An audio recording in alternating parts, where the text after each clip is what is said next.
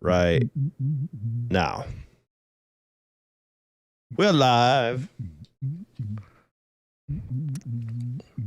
Are you guys ready? I think this is the best title in GAIJIN GUYS history. Yes, we are live. Ready. Say the title out loud. Delta Airlines. Explosive diarrhea diverts flight. Delta Airlines explosive diarrhea diverts flight.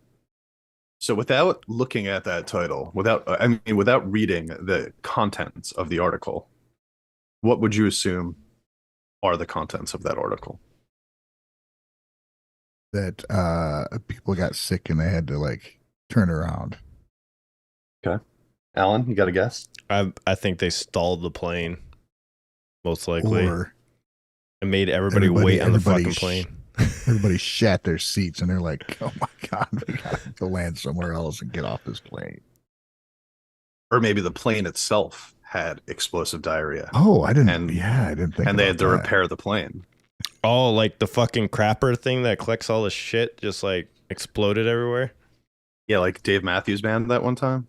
What? You ever hear about that? They just dumped their shit into like a river. No, it was not a river. Was it a river? Or was it was a river. They were going over a bridge. They dumped it over on a boat. Yeah, there was a boat going underneath the bridge that they couldn't see, and they dropped all their feces underneath, and it landed on the boat. That's fucking amazing. Welcome to the GAIJIN GUYS podcast, where we talk about shitting. I probably should. Well, yeah. I gotta edit that shit out. Yeah, we got demonetized within the first 3 seconds of this podcast already. Congratulations. So you got two edits you got to make. Shit and shit. That's why you guys should consider, dropping us a super chat to help support this channel further, because you love the feces stocks. That's what we're all here for. That was smooth. Like, I can't say it. Say it. I know where you're going with that. Smooth like our first topic. Delta Airlines explosive diarrhea diverts flight. Let's dive into this topic. God. I thought you were going to say something else. Something else like, gross. I don't know. That could have went a lot worse. That's awful. People had a shit flight.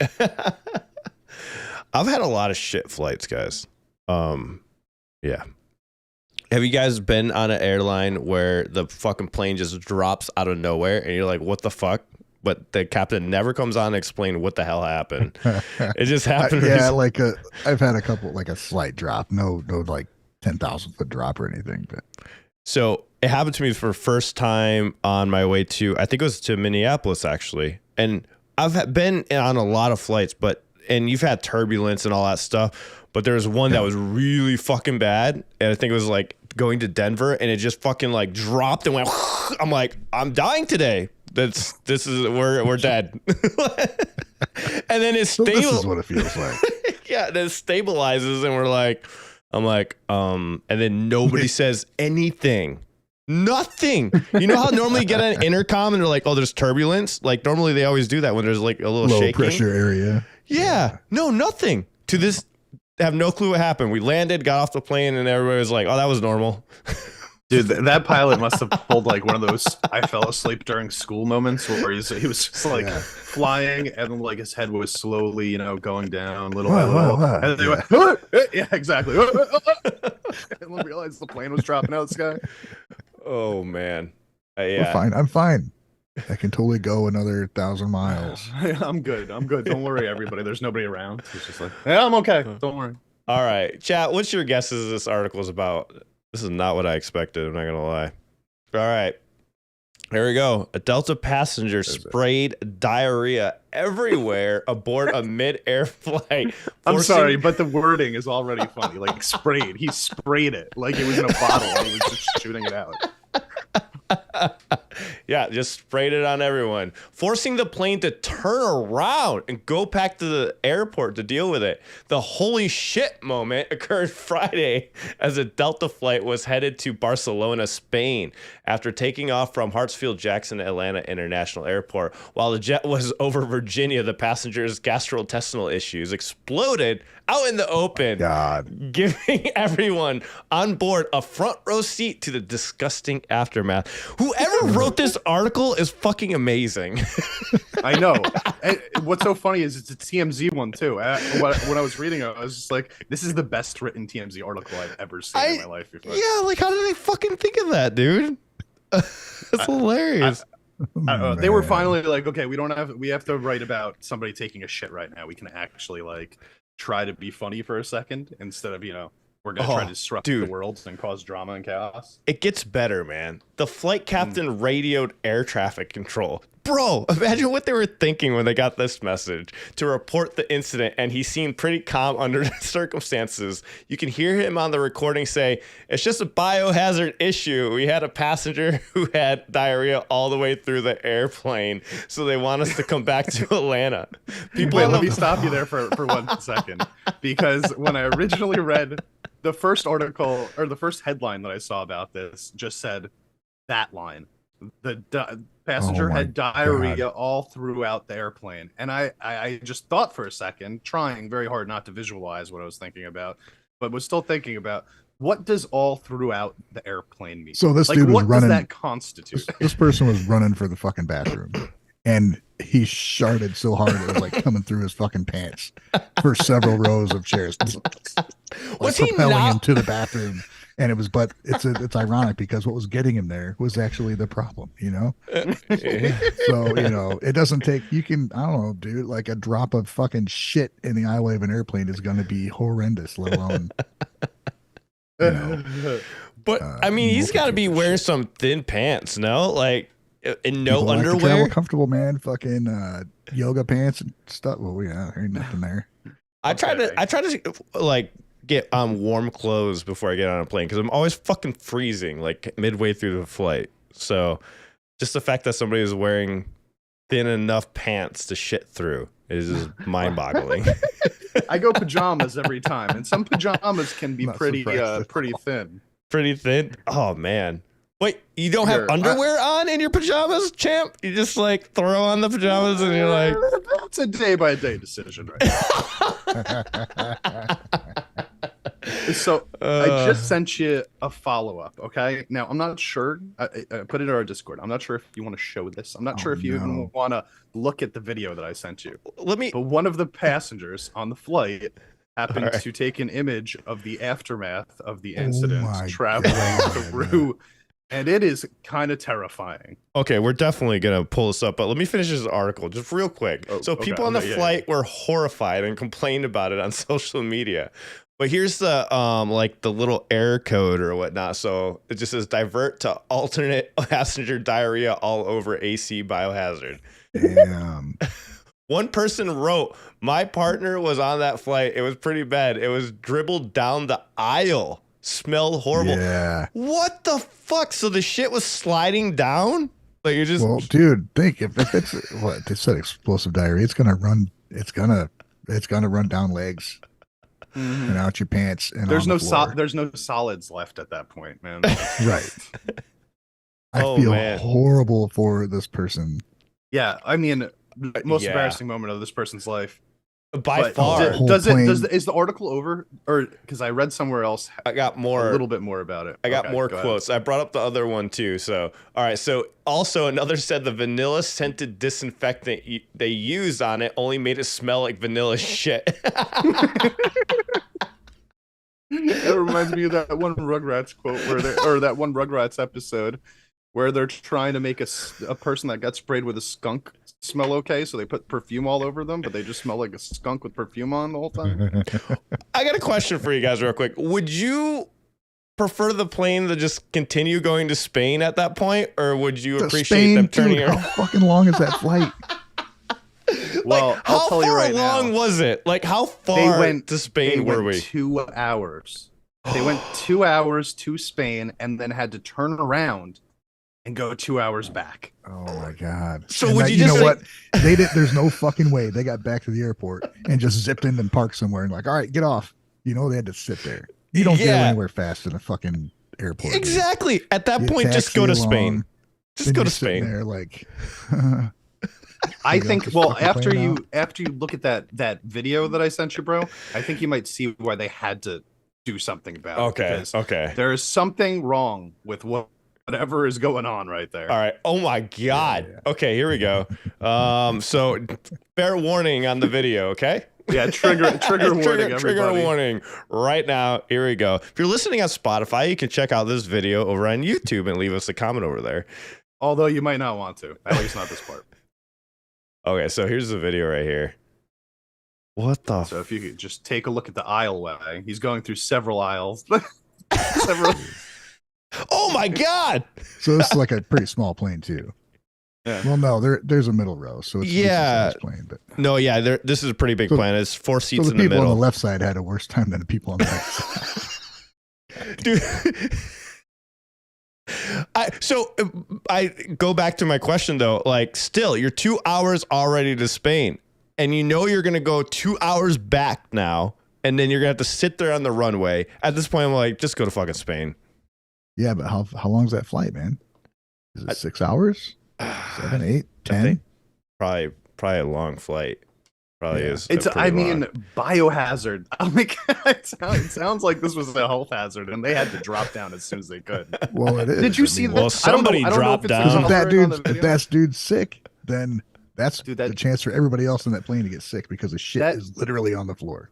Dude was definitely sick. That shit was not just brown, bro. There was way too much red in there for me to be content with seeing that.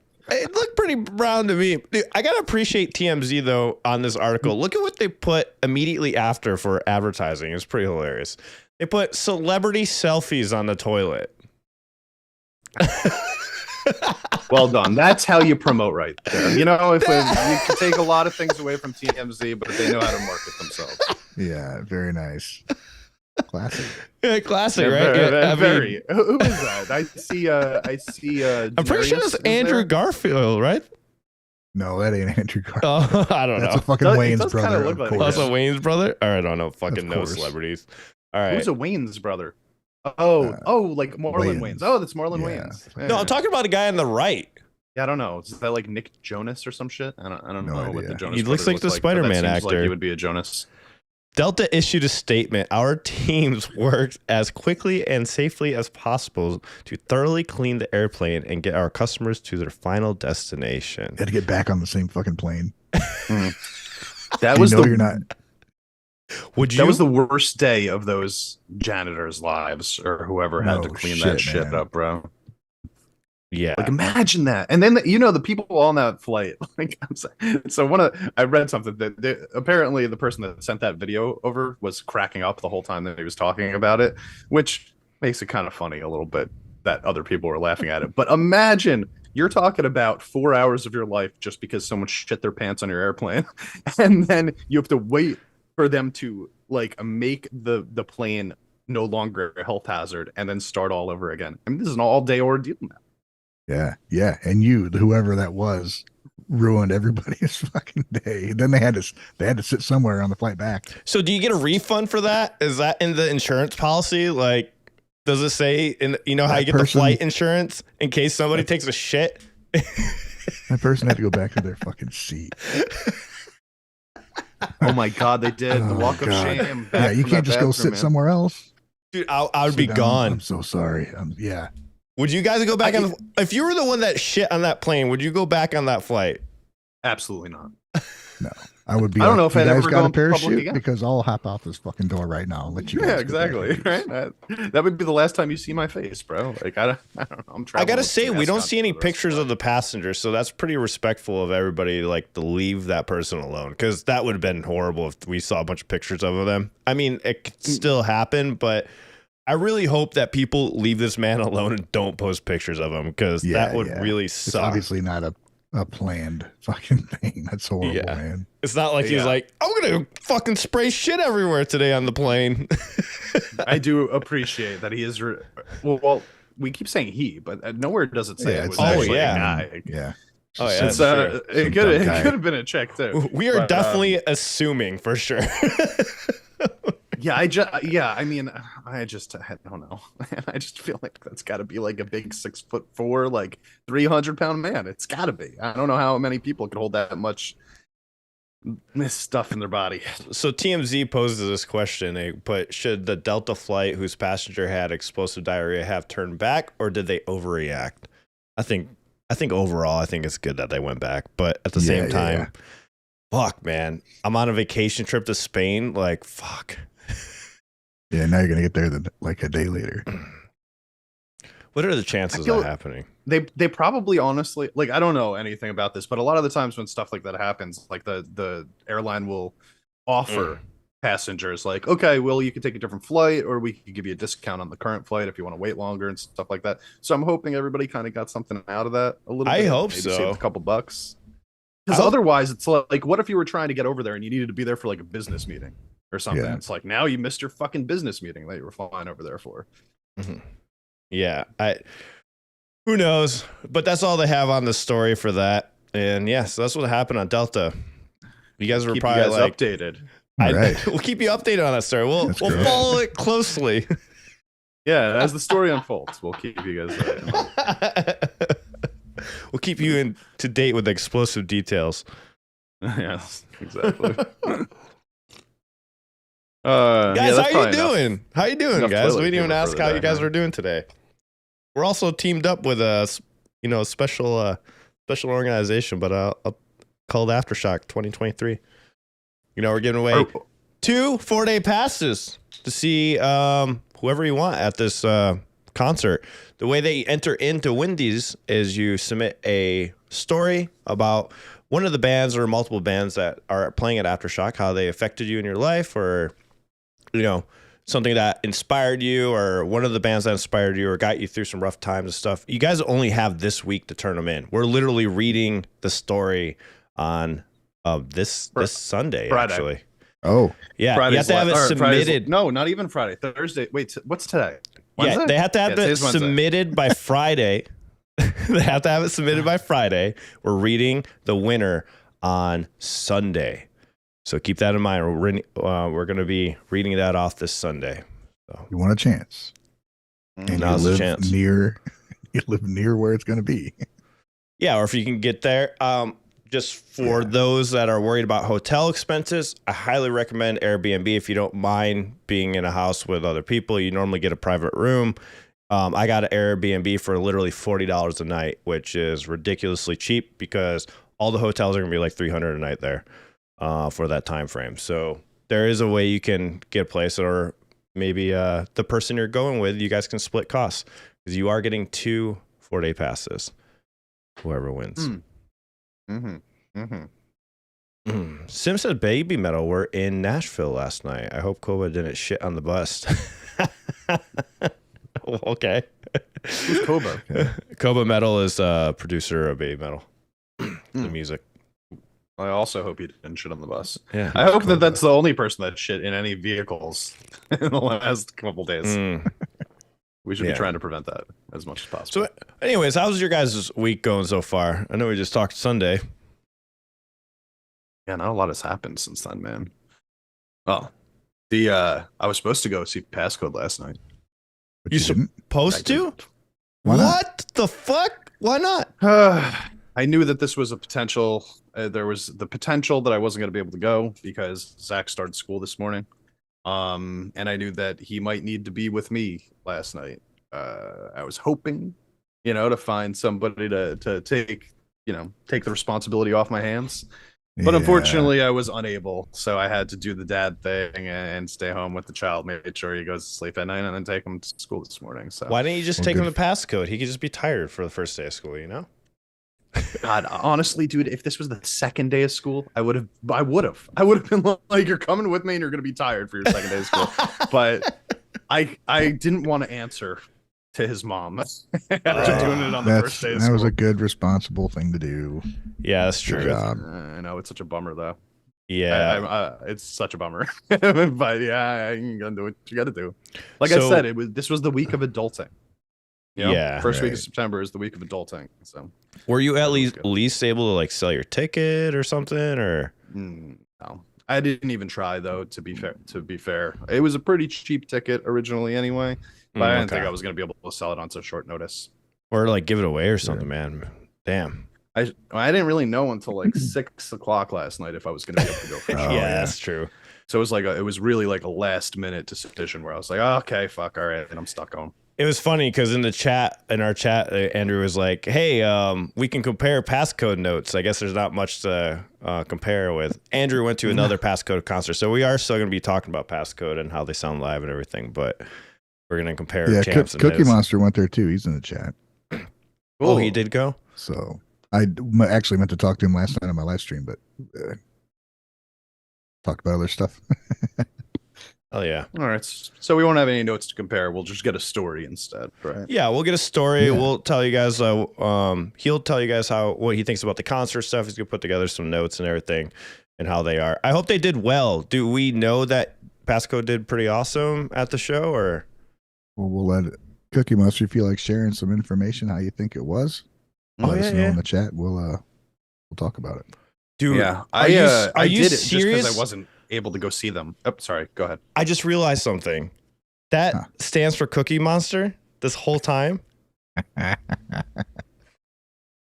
Dude, I did that when he joined the Discord. I'm like, wait a minute.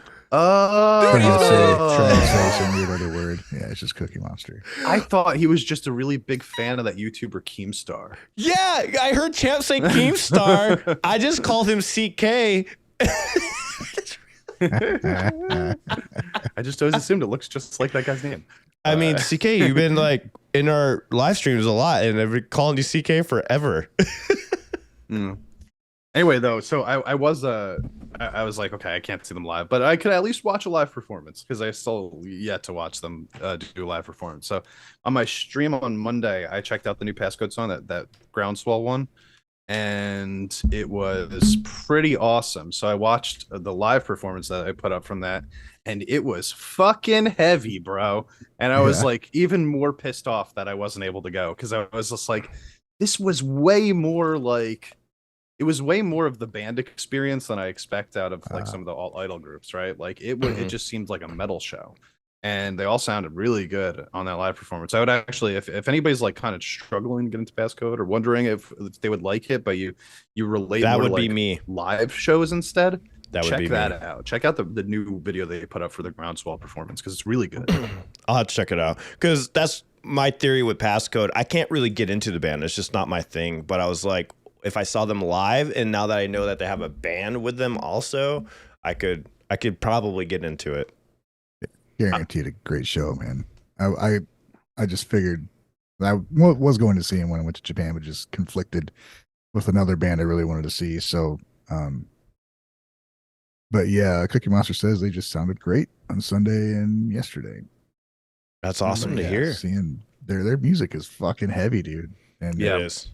They don't mess around. I just can't get over the vocoder thing. Like, the constant vocoder thing.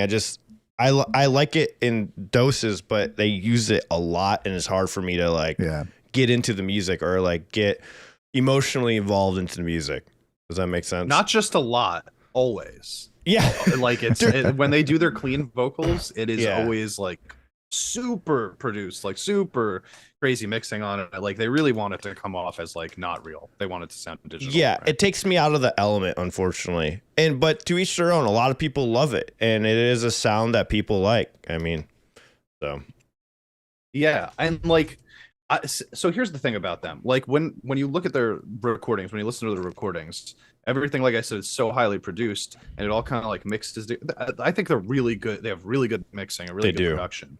But because of the way that they like focus on it, like everything kind of reaches that same sort of decibel level. It all kind of, there's not that much. It's crazy how much different styles, like genres, they put into their music, but it's not as dynamic as you would think based on that until you see them live. And then I was watching that performance and I was going, wow, everything that kind of sounded neutral on the albums sounds way more dynamic, up and down, all over the place, chaotic, and like just heavier. And then later, when it got lighter, and I really liked that better than the way that they record their stuff. Yeah. Sure. This is an interesting comment. Deer Killer said, can somebody help me understand why Baby Metal is with Death Clock? Because they are not that good. They should not be with Baby Metal. Well, That's I mean, not what I've heard. Yeah. I think with what Kobe said on the podcast was perfect. He said, if you follow the storyline and you're into the music from the show, he said a lot of the people are really looking forward to seeing them. And they said that was good. Maybe it's just not your thing, Deer Killer. I don't know. I haven't listened to them, so I can't really say if they're good or not. But a lot of people were really looking forward to that show, according to Kobe. That was our last podcast Sunday, if you want to hear a review on it, what he thought about Death Clock. But I think it was a mixed audience. But what did you hear, Ryan? From the Discord, somebody was like, Death Clock may be even better live than they are on their show. So, yeah, I mean, if it's not your thing, then you're not going to like it.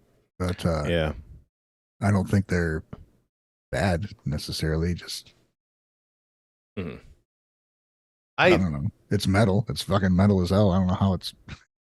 I don't think the Death Clock Baby Metal combination has as much to do with the music itself as it does with the fact that there are two highly gimmicked metal bands that people don't necessarily associate with like the normal metal. Like it's kind of like out of the box type of thing. And like I said, they both have like really strong gimmicks. And I think that that's the appeal of it. You're going to see these like, you don't know what you're going to get out of a show with like these two bands put together. And they're both going to be heavy and they're both going to be metal, but they're also going to have like a lot of pomp and circumstance around it. Baby Metal fans seem annoyed that Baby Metal are only on for an hour and only have 11 songs. Well, I'm not sure who's annoyed. I mean, yeah, but how many people are annoyed? Is it just a few people? Because I'm sure a lot of people are just happy to see them, and they're going to go, like Kobe, he's going to be going to every single Baby Metal show. So, to the people that are annoyed. An hour is normal, man. Like, I don't know. I don't normally expect to see bands for 2 hours. For me, like that's an hour is perfect, I think, but that's just me. I mean, when you go to like those Bandmade shows that we've seen that are like 2 hours long, like those for me are the anomaly. Like pretty much every show that I've gone to previous, like for the last 20 years of my life, it'll be like there's 4 bands, and the first band gets 20 minutes, second band gets 20 minutes, third band gets 40 minutes, and the last band gets an hour. Yeah, Bandmade doing that 2 hours, to me, that's like almost a 2-set thing. But I've heard of bands that like what Metallica back in the day would do 3 hours or something like that. But they're so boring. It's so boring. So insane. Oh, they are. They're so boring. We'll find out from Eric. He saw them. I was hoping he'd join us this morning. He just saw them this last weekend. So I'm curious to see what he thinks. Who? Metallica? Yeah. Yeah. I don't know. Have you guys ever seen Metallica live?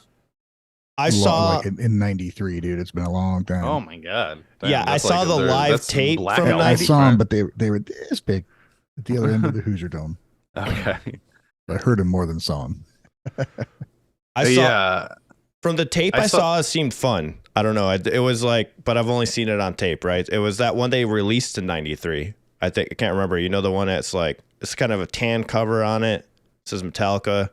It was like I remember my uncles had it, and it was like one of their pretty big concerts, and I think it was in Europe, but they filmed it for whatever reason. It was like they had it on cassette, but I don't know. It seemed fun to me. It didn't seem boring, but what do I know? I wasn't there. Well, I actually think that they're like live shows when I watch them on YouTube are actually kind of fun to watch. By the way, if I keep cutting you off, it's because your image up there is moving. We can't. I was just going to tell you, we can't see you. Camera's not doing anything. Oh, you guys can't see me? Oh no. So I don't know when you're talking. So I keep talking over you. Sorry about that. But can you guys see me now? Like,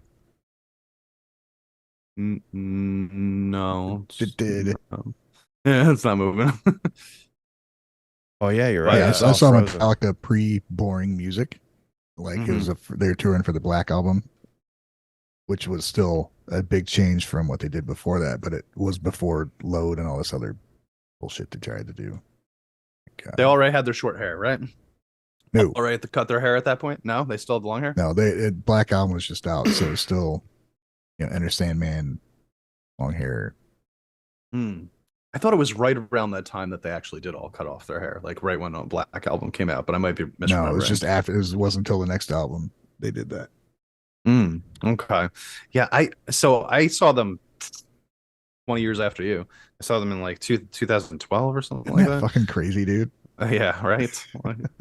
I wonder how different the shows honestly were. But I also saw them. Well, I had pretty decent seats, but I mean, like they have like crazy big stages when they play, so they like go all over the place. So one side of the stage is way further from you from the other side of the stage. Oh, but I'll tell you what, man. Like I was just after like the fourth or fifth song, and I was just like, okay, they're just playing all of their songs like in a normal way, like they have for the last 20 years, except they're playing it like maybe at like 1.25 the speed. Yeah. I was just like, okay, this isn't doing anything for me anymore. And maybe that was just me getting older and like getting not as interested in the music anymore. But I just found their stage show to be like really bland, to be totally honest. I think now what they're doing now is they're touring, they're playing 2 nights, and they're playing like there's not repeating anything the 2 nights. They're playing no repeats. So whatever they're playing, it's a different show each time, and which is a cool idea, but also you know, it's a way to get people to go to 2 shows. Yeah. I don't know. Oh, I appreciate it. They have enough songs that they can pull that off. You know, like they have enough good quality music, I think. And they're probably, what'd you say? They're playing for 3 hours though? Because that's kind of crazy. I wonder, like, I don't know.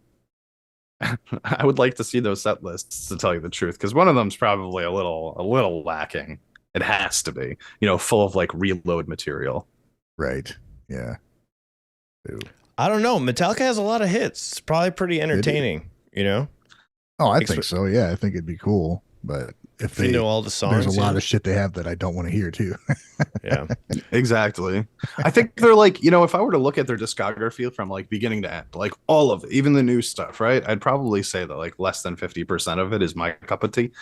But the ones that are awesome are like top notch, like some of the best songs I've ever heard written. Yeah. You know, like I could sit here and I could say like, you know, Blackened is one of my favorite songs of all time. But like, if you asked me to name more than 2 songs off Reload, I don't think I would be able to. Yeah. Alan, can you name 2 songs off Reload? Hero of the Day? Is that off Load? Hero of the Day. Load and Fuel. Reload are basically, Reload. Fuel, Hero of the Day, King Nothing. King Nothing is Load. 2x4. Yeah, King Nothing's one of my favorite songs. Also Load. You see, I don't even separate. There's just fucking whatever. Reload is more like there's like folky, like country sounds to it. I like that. I like those albums. I think they're interesting. I do like them. So like King Nothing is like what was one of my favorite songs to play.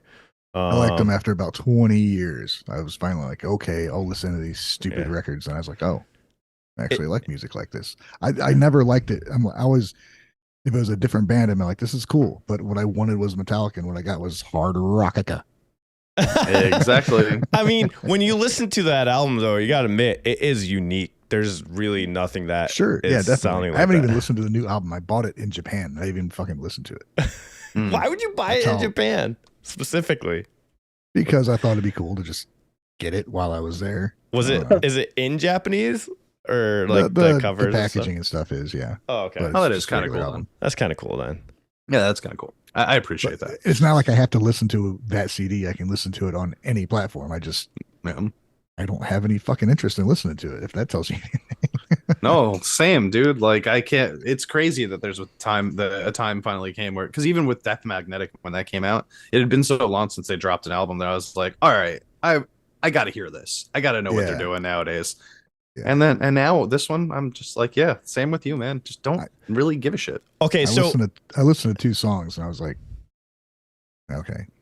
Have you guys listened to Death Magnetic and this new album? Death Magnetic, yes. No to the new album. Yeah, I've listened to Death Magnetic a lot.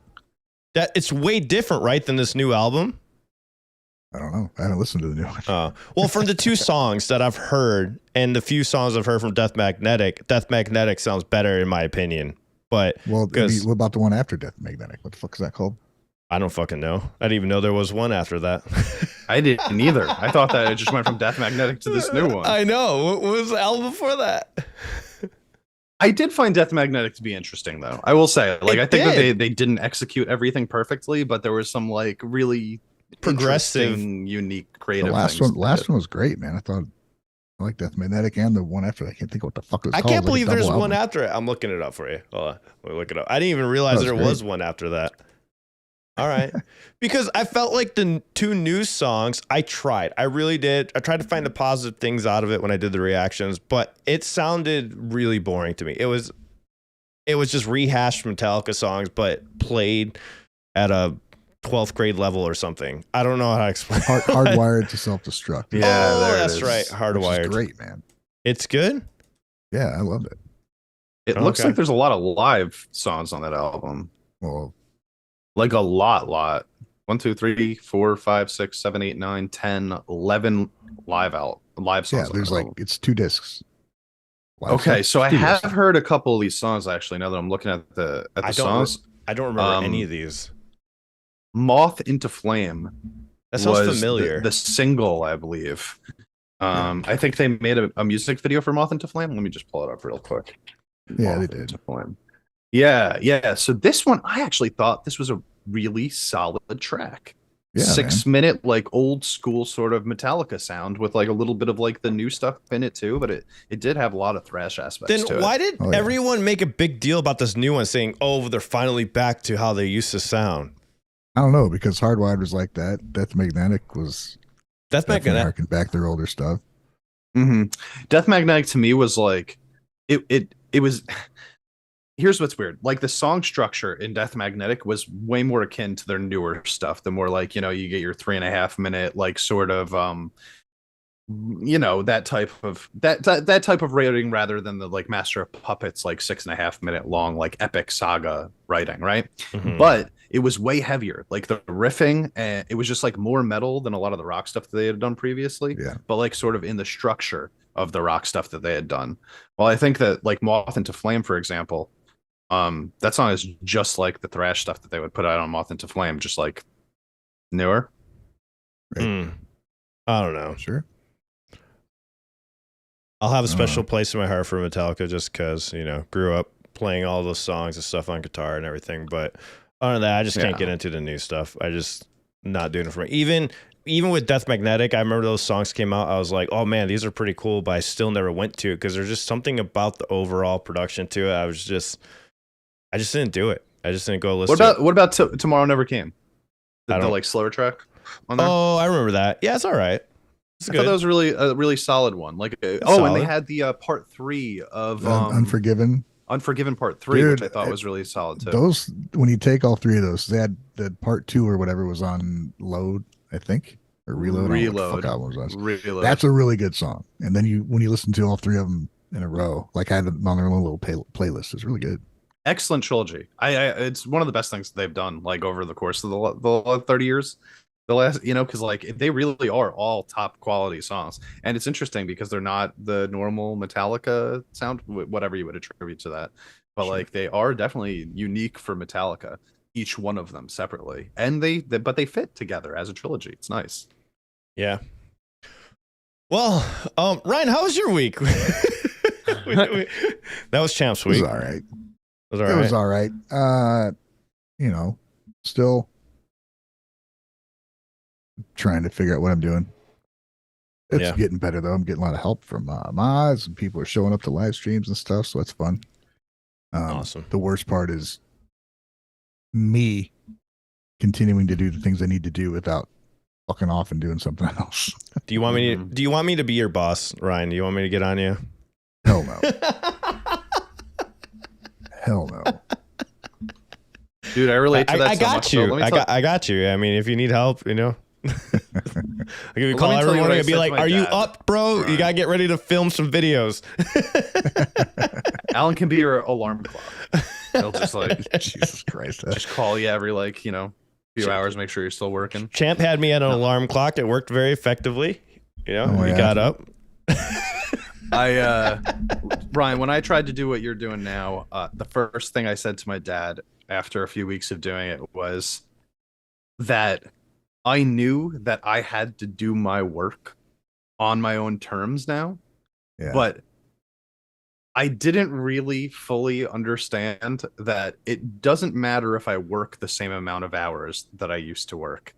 I have to just keep working until I make the money that I need to make, which is like such a different mentality than being like, okay, I'm going to go to work for 8 hours and then I'm done. No, it's like, well, if you didn't make money in 8 hours, well, you got to keep working, you know? Yeah. And that is how this gig goes. It's like, you got to feel comfortable at any point and be like, oh, I'm satisfied with that. It's like, no, you can keep going and you can keep doing more. You know, and the thing I realized this morning was like how, when I wrote it down because I thought it was funny. Oh, how bosses are undervalued and necessary pieces of shit. Like, because if you work for somebody, like, you know, you have a boss, then whatever the problem is, you can fucking blame them. I don't have enough time to do my shit outside of work because of work, or work sucks because this dude sucks, or whatever. I've even been a supervisor, you know, but there's still somebody that's in charge of your shit. I know what you mean by you can always blame somebody else.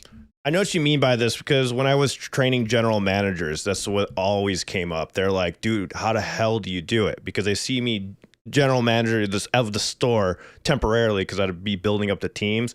They're like, how the fuck do you deal with everyone coming at you? Because there you have a lot of people coming at you and some people can't handle that stress or pressure. And, you know, they just like fucking break. And then they turn into a shitty boss because they don't know how to control those emotions at that point. And then they fucking take it out on the guy that they know will just take it, you know, and just shut up and do their job. And normally, you know, it's just a spiral effect. You know, I saw it happen all the time. When you got nobody to blame but yourself, it can get pretty dark. Because like for instance, this morning, I still haven't went out and worked out in the morning this week because I'm too fucking lazy. So I wake up, I don't go work out. That's failure number one. I already failed. Start out with fucking failure. Yep. And that's like, well, that sucks. Then you get up. All right, I'll just have some coffee. Oh, I'll sit down and I'll watch some YouTube videos while I have coffee. There's failure number two. All right. I haven't even opened my computer yet. Then there's a goddamn chocolate fucking muffin in the kitchen I don't need to eat. Well, guess what happened? Failure number three. We'll see. So it's like, dude, it's all me too. There's nobody like, hey, you want a fucking chocolate cupcake, buddy? No, it's just me going, hey, there's a thing I can eat. I think with like what you're trying to do is you're probably trying to do too much at once. You know, I remember with the exercising thing, I just had to just walk into the gym and that's all I would do. I would just walk and go on the treadmill and I literally just walk. That's all I did. Yeah. I did that for 2 weeks and then finally I started running, you know, or just walk around the block. That's what I told myself. You don't have to go work out. You have to go fucking lift. Just go and walk. Yeah. I didn't fucking do it. Well, if I go do that, I'm not going to get to, you know, I'm going to get working on stuff later. So I didn't go. And then what happened? I didn't work on stuff till later anyway. Damn. Spiral effect. Well, then what was it? You know, the main problem, things that weren't a problem are now your main problems, like eating and exercise. Like now I have to really like think about that shit. I didn't have to before. It was when I was done with work, you go fucking eat. Yeah. It's also like you were saying, like when you have like that structure, like that go to work structure or whatever, you could also blame that structure for all of your failures. Exactly. Like, you could just be like, you know, the reason that I didn't work out today is because I didn't have time. I had to wake up, I had to go to work, I had to come home, I had to be with my family, but I didn't have time to work out today. So now when you don't go work out, you have to literally look inwards and be like, fuck, I'm just a lazy asshole. Yeah. Which I go through every day too. That could be hitting you too. You might be like just doing that whole like, oh, I'm lazy. That's the other thing too. Or what? Like what Ryan was saying. Yeah, you just feel like, oh, maybe you're just feeling lazy now that you're realizing. I need to listen to some All That Remains and get some motivation going. Yeah, will not be my own defeatist. Yeah. You just need to wake up in the morning and blast music. You know, I never listen to music in the morning. But I've been playing guitar just for fun, which is a thing I used to do constantly, and I haven't been listening to Bandmate as much. So I think maybe that's my problem. A lack of motivation due to your interests not being there right now. I guess I don't know. Is it? Are you not doing those things because you just don't feel like it, or are you not doing it because you're like you feel like you don't have? No, because every moment I have is spent fucking editing goddamn videos. It's like, oh, I have, because that's the thing. If I would just get to it, I'd have it done. Mm-hmm. But it's just, Starting is the hardest part. Like every day, I find like I've like Monday I streamed, right, and I did a bunch of songs, right, and Yeah. I went to work yesterday morning, and then I ended up coming back and doing all of my editing. But when I got back from work, I was like, I went through that whole internal struggle where like I sat down and I could click on YouTube or like Patreon and watch some shit right now, and it'll be really nice and chill, or I could start getting to work on the stuff that I need to get to work on. And I this is the thing that you go back and forth on every day, right? Yeah. I have found lately that you should just, when you start questioning it, just stop questioning it. Like literally go onto autopilot and just like fucking just go. Don't even think about it, The whole craving structure thing, it hit me because I had to go into an auto parts store, just get like a little accessory thing. And there's a sign that's like hiring. I'm like, huh. I could get a job. I could get a job here part-time. Is this something I want out of life? Do I really want to work at a fucking parts store, which not a bad thing. So, then I'm like, oh, it'll be a changing schedule and it'll be random fucking hours and fuck that. You remember that like, thing? What am I thinking, man? Ryan, remember a while back you were saying like when you're at work is when you realize, oh fuck, I could be getting all these things done. You remember you were saying like, because you have that moment, you're so bored doing what you're doing that you'll go back. Because I fell into the trap of going back to work twice. I did it twice. I went back as a GM for a gas station, and then I went back into Spectrum. And you remember I was telling you guys, I was like fucking stressing out. I'm like, why did I go back to a job when I know I'm going to be miserable as fuck? So like after the third time doing it, then I finally was like, all right, you got to come up with a structure now, which is so odd because I was the person coming up with structures for employees. So that's the weird part. Like going back as an employee, like at the bottom again was really weird when I did that at Love's. And then going back that Spectrum as a full on employee, I was like, like the bottom, I was like, wow, this is strange as hell. It's, but I know that feeling that you're talking about because I still do it. I notice all of the now hiring signs. At first I was like, are we just hiring a lot? Like, why is nobody getting a job? I see now hiring everywhere. Like everyone's offering like $1,000 bonuses for regular employees here in Texas, at least. And I'm like, was this always there, or am I just noticing it now because I'm craving of like, I don't want to do this anymore. I just don't want to think, I just want to go and work, So unfortunately, but you're gonna start noticing every now hiring sign probably. You were making me think before too, like when you were talking about how like you're bored at work, and I was thinking about how much of an effect that might have on this, where it's like because you're at work and you literally can't do anything at work besides the thing that you're supposed to do at work, which can be really boring. And in turn, you want to go do the things that you want to do. But when you don't have that place that's forcing you into boredom, then now you're not necessarily getting to that point where you feel forced into going to do something that you actually want to do. It's almost like a grass is greener on the other side thing. It's like, oh, if I wasn't here, it'd be so much better. I could do this other stuff. And you get there, you're like, well, now I still have to fucking work. Now there's other things that I can do right now. It doesn't have to be this. The thing it's like the whole world opens up. The thing is, work doesn't go away. Like you have to, and it technically will motivate you to a certain extent. Like I finally got back into exercising. That's been the biggest catalyst for me to get over this finally. Because what happened to me was I slipped into heavy drinking, which Ryan, you already know. I just became an alcoholic because I couldn't handle it. I just started drinking and it got really bad. Like the streams were starting off good, they were going downhill, and I had to just quit. So you be careful of that trap too, because I was like, how do I get motivated? And it was alcohol. So I just did alcohol. Finally, last year, August 28th, finally quit. And I was like, all right, I got to try working out. And now I'm obsessed with working out. Like luckily, that's my new vice. Like if I'm ever feeling like shit, I'm just like, I'm just going to go fucking lift weights. Like that's what I'm going to do, Right. Yeah. But everybody's it's different. A great vice to have though. Yeah, I'm happy. I hated it, dude. For 6 months, I could not like exercising. And finally, just a few months ago, I was like, I fucking love this. I can't live without going to the gym at least once. I'm like, yay, finally. It took 6 months to get in the habit of working out. So by all means, it's not easy because, I've definitely fucked up since August 28th, but still, dude, yeah.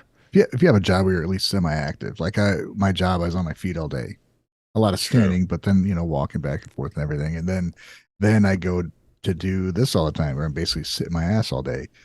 And then bam, there's 6 fucking pounds right off the bat. I'm like, what the fuck? I'm not even eating as much food, but I'm still like gaining weight. It's like, oh, you're not doing anything, dude. You're not burning any calories. You're just sitting around. You can't eat the same anymore. Right. I have to change, here's what I do. So here's this other thing that's going to keep the other shit normal. Well, you can't. You got to change that too. So, yesterday I'm like, oh, I set up a fucking workstation where I could stand up and do shit. Well, at least then I'd be standing up while I was working. I'd go fucking it was so much better. So I could like wander off and like think about something and come back and work on something. It was just, I could move around, which I didn't realize I was missing so much, is being able to fucking walk, do a lap around the house or something. Yeah. And that was like that was finally, I'm like, okay, this is something that kind of makes the situation better. Not that the situation is bad, but it was like, all right, that's one thing that made sense. Yeah, exactly. Yeah. I did that at my house. I made a standing up desk. Like I just took like one of these little tables and stacked it on another table, put my computer on top. And then you guys remember that, right? Remember you guys were like, Ellen, are you standing? Because I was losing my mind just sitting there all day. Yeah. Like I was just losing it. And my Amanda's sleeping like across the hall, which this doesn't bother her. But when I'm downstairs, I don't have to like be conscious of being quiet. I can just fucking work and wander around, fucking whatever. It's just, that was like an aha moment. But still need to go work out. I gotta say this though to people out there that do call center jobs. You guys are fucking like superheroes or something. I don't know how the fuck you guys do that job. I've just seen somebody in chat say they sit for 8 hours. You guys are champs, because I tried that for like 3 months and I literally lost my fucking mind. Like, like I don't know how you all do it. I really don't. I remember just going crazy. I got lucky and was sat next to a window, and I like opened the blinds. Everyone in the office would be so pissed off at me. I'm like, I need to see the sun, guys. Like this, you guys are crazy. And I had a stand-up desk, but then they forced me not to use a stand-up desk because I needed a doctor's note, and then I just quit. I'm like, no, fuck that. I'm out of here. So to all of you that sit down for 8 hours a day working, I don't know how the fuck you do it. I think that is way harder to do any physical job, because at least as a physical job, you can like get out aggression, you can get stuff done or something. To me, it's like mind blowing how people can just sit there and work. Yeah, I couldn't fucking do it. It's I realized crazy. It was just like a few days where I'm like, I've been in this house for 3 fucking days, and I don't do that, dude. I go to work, I used to see my dad every day at work, and we don't see each other. I'm like, what the fuck, man? This sucks. So I got to get some of that back into play, Yeah, I'm kind of on the other end of this I was about to conversation, guys. I knew you were gonna say that. I could Champ sit will on happily a chair. sit in a chair for 10 fucking 12 hours. Seriously, like, and I literally I won't be bothered at all by it, and I do not need to see the sun at all throughout the course of the day. Though I am old enough and wise enough, I would think, at this point, to know that I should leave the house sometimes, right? So yes. I do force myself. So I'm lucky enough that I live across the street from like a development, like a shopping center, where there's like a ShopRite and a bagel store and a pizza place and stuff like that. So instead of like going out and getting in my car to like go buy food or like ordering food to come to me, I just leave my house once a day and walk over there. Bro, and it gives me like a little bit of like movement and action and like, But didn't you get coffee delivered the other day on a podcast? I do that sometimes. That would only be because I don't have time to make it myself. All right. I do get delivery a lot though. I'm not gonna lie. I'm not gonna bullshit you guys. You want to hear something funny? About 2 months ago, one day I ordered from DoorDash, and they fucked up the order. It never came, right? So they offered me my money back, and I said, no, like, I just waited all this time. I'm not just gonna take my money back. I didn't get to eat my food. It's been 2.5 hours. And they sent me a message back that said, well, you've spent so much money on our app. you are one of our most valued customers. Oh my That God. we will not wow. only give you your money back, but they also replaced the order and had it delivered to me. And when I read that message, I was thinking, hey, that was really nice. And then I thought for a couple more minutes, and I thought, God damn it, I am such a bum. I was about to say, yeah, that probably hit you hard. You're like, oh fuck, do I really order that much on this fucking app?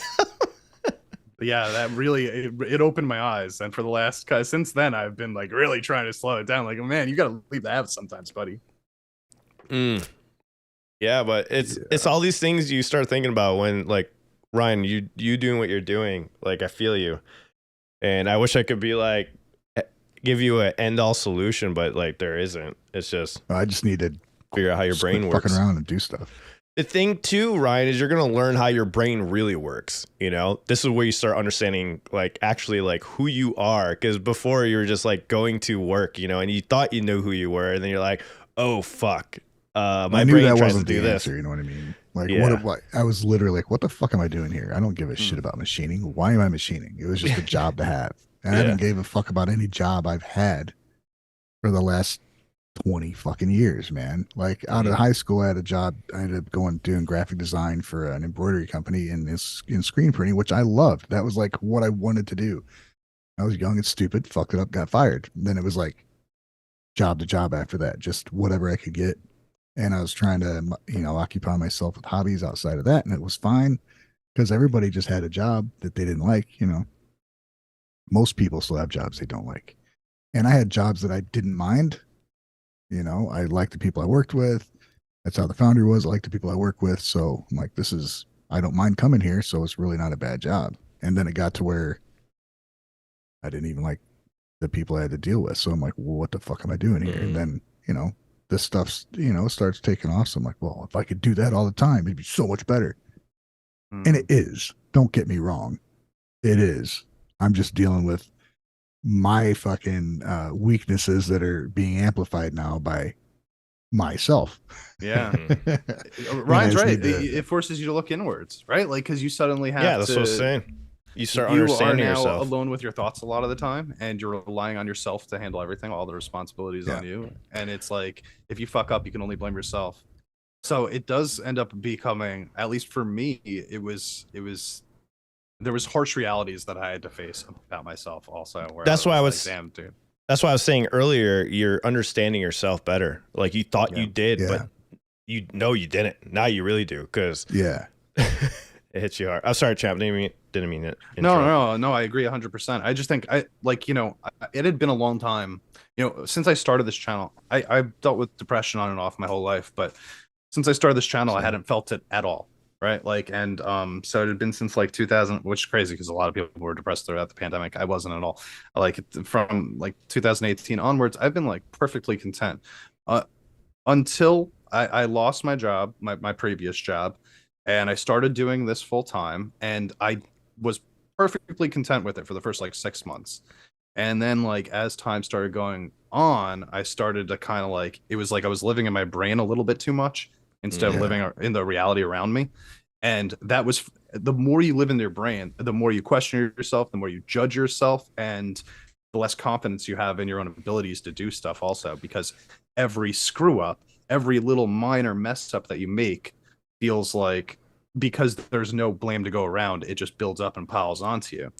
So I think it's like really important to like, there's this, you need to understand that like everybody has flaws and everybody has pros and cons, and you just need to try to work around those things. Like what you were just saying, Ryan, about like, you know, you're trying to figure out like what the best way for you to dealing with your own weaknesses now. Yeah. Like, I think it's really important to understand, and this is something that I wish I told myself earlier, is that it's okay that you have weaknesses. Everybody does. And just because this job is different than your old job doesn't mean that it doesn't also come with a bunch of issues that you're going to have to face, you know? And sure. Yeah, so because it's just a matter of working around that. It's one of those things, like, for me, it was like overthinking was a thing that I used to do. I still do. And I would distract myself with music, playing, and all stuff, and then working. I actually was one of those weird people that liked where I work. I liked running businesses. It was like a thing that I liked to do. hence why I'm doing YouTube, but it's fucking hard as hell. But but I still had a boss, you know, when I was running those businesses. I still had a VP that I had to answer to. But it's one of those things, like, I'd always distract my brain from overthinking. And that's why when I started doing YouTube, it turned into the drinking thing, because I wanted to shut my brain off. Because I was like, fucking stop thinking, god damn it, just like do the video. You know? Yeah. So 100%. that was my way of like dumbing it down, because and I just learned to accept it. I'm like, you know what, you overthink everything and you use it as a strength rather than weakness. You know, you're just gonna have to face those dark thoughts, like just let it fucking go. Here we go. So I had to do a lot of like trying to sit in place and just like let it go, run. But it's not fun, bro. If you can take your negative issues though, like your negative qualities, and turn them into a positive, like you were just saying, like that is definitely the best way to do it. A lot of those things you can't do that with. Like a lot of issues you can't just turn into a positive. But something like that, like overthinking, for example, you can try to use that as a positive way, you know, to try to get stuff done, to be a scheduler like you are, to be the guy that's setting everything up on the GAIJIN Guys podcast. You know, like that goes with you being an overthinker, because you're thinking about that stuff and you need to write it down and you need to get it out to everybody, you know? So I think I write lists. Like I'll pull up my notebook right now. I write lists and tasks every day. I was like, because this revelation just happened like a month ago too. I was like, well, what did I do at Carl's Jr. that kept me satisfied? Oh, I fucking had lists every day. I had a list I wrote up every morning, put it right there on my desk. So I started doing that with YouTube. And I was like, let me just do the list again. I was like, why? Because I can't do the whole thing where you put on the fucking app or whatever. I tried it. Doesn't work. I have to physically write it out. It just makes me feel better. Writing it out and just fucking crossing off is so satisfying to me. And you're like, yes, I completed shit. So even if I don't complete everything, I can still look at it and be like, bro, you got like 8 things done today. Fuck it's an accomplishment. You know? What's that old story that I can't remember where it came from exactly? For just because some ex-military guy was like, well, how do you? Somebody's asked about being motivated or whatever. It's like every morning, get up and make your bed. Like what? Make your bed. You start off with the accomplishment basics immediately, and then. And I've been in that mindset before. Like, okay, go do a thing. Like you go work out. Okay, I started out with a success. I went and I worked out. Good for me. And then the next thing. But then you're fucking human, dude. And like, you know, if you work out, then you're tired the next day. It's like I want to fucking go work out. And there's like this time I was trying to get up at like 6. Elliott's got to get up at 7. Amanda gets home. So it's like if I don't go immediately, then I'm fucked. I have to wait till like. Elliot gets up and get him off school, you know, and then it's like, well, it's already after. It's like, you know, 7:30 coming up on 8. If I go do some other shit now, I'm just gonna, you know, it's just in my mind. I'm just like snowballing this. Is like I'm not gonna get anything done, and then I don't fucking do it. Then you go down that hole, But you know, it's so crazy how there's this big difference, though, like in this dichotomy between how you have to treat yourself in these situations. Because on one hand, you have to give yourself the leniency to be okay with feeling successful when, like what Alan was saying, you're crossing off those things off the list. You have to feel good about, you have to take pride in the fact that you actually accomplished those things, and at some point feel satisfied with it. But you also know that you can't give yourself too much leniency, or else you will become sort of complacent and not get everything done the way that you want to. That's why the things that are not done on the list, you're like, fuck, I still have things to do, but hell, I got 8 things done. It's cool. I'll do that tomorrow. Right, and you have to be okay with that at that point. Like you've got to convince yourself that is okay, that a stopping point, you know? Yep. Because if you just let it rattle in your brain, you'll just keep thinking about it over and over and over and over again. It's like with the exercising thing. I had the thought in my head, like when I was younger, I could just I was doing insanity workouts, and I'm like, fucking, I was in the military. I'm like, I can go hard. And I remember I kept trying to do that. And like I failed every time, and then eventually I was just like, "Fuck it, I'm just gonna walk around the block." So started with that, and then I started with running up the street. I'm like, "Cool," and then finally I got into a routine because you don't want to feel tired the next day, and I totally get that. And you shouldn't work out till you're tired, especially if you're just starting. Like you're still gonna see some changes if you just do a minimal amount of effort that won't tire you out. That's the trick, is don't tire yourself out while you're working out, because then you will be more inclined to do it the next day, you know? But and they always say, like, if you do it the first thing when you wake up, like just walking around the block. You just wake up and just walk around the block. You don't even think about it. It's easier to do that in the morning because your brain's not on yet. Right. You're just walking. Yeah, I'm gonna have to definitely do. That's the thing. I know when I gotta do this. A routine, get it to where this is what you do in the morning, and but it's you gotta do it consistently. What's it take? Like 2 weeks to make a habit or whatever. Oh, dude. To where your brain is like ready for that thing instead of like convincing yourself to do that thing. To get to where you're ready for it. Like, okay, here's what I'm going to do today. What I would suggest, all the stuff you automatically do, keep doing, right? But only add one thing. Like, all right, I'm just going to walk around the block. The goal for this week is just to walk around the block at least 3 of the days. And then that's all you focus on. And do the other things, because you're going to do the other things anyways. And you'll be fighting with yourself with those other things. But whatever. But at least you did the 3 days of walking around the block. And then you're like, all right, next week, let me do 4 days walking around the block. And then it, like you guys just said, the little things that'll pile up. Like if you're already making your bed and brushing your teeth in the morning, good. You got those 2 out of the way. Those are automatic. Now you just got to get the walking around the block automatic. Once that's automatic, you're like, all right, well, what's the next thing I really want to tackle? But you got to be okay with that slow progress because you're not going to be able to pump out all the videos and everything. You're going to have to take a step back and just do one little thing at a time, Yeah. Also, integrating that stuff into your daily routine is like a good place to start too. Like, for example, I remember when I got really fat for a while and I really needed to lose a bunch of weight, right? Right around the time that I turned 30. And so my move was, it always felt like a commitment, working out, like getting exercise felt like I have to commit myself to a certain amount of time. And then I'm going to have to shower afterwards. I'm going to have to do all this shit. It's going to take forever. Right. But the way that I started getting myself back, like into that mindset was whenever I knew that I was going to take a shower, I would spend 20 minutes before the shower. Like I wasn't like working out and then I needed to take a shower. It was like I was going to take a shower. So before I took a shower, I was going to spend 20 minutes working out. And that would just be like simple things like in my house, like I'm going to do like, push-ups, sit-ups, jumping jacks, and, maybe just basic calisthenics. Right. And after you do that, before you shower for you're gonna take a shower anyway, right? Yeah, you got to take a shower anyway. So you kind of feel like, why not? Right. At that point. And then you just get used to that. And then those calisthenics that only took you 20 minutes before, suddenly you're like, well, this is super easy now after a couple of weeks.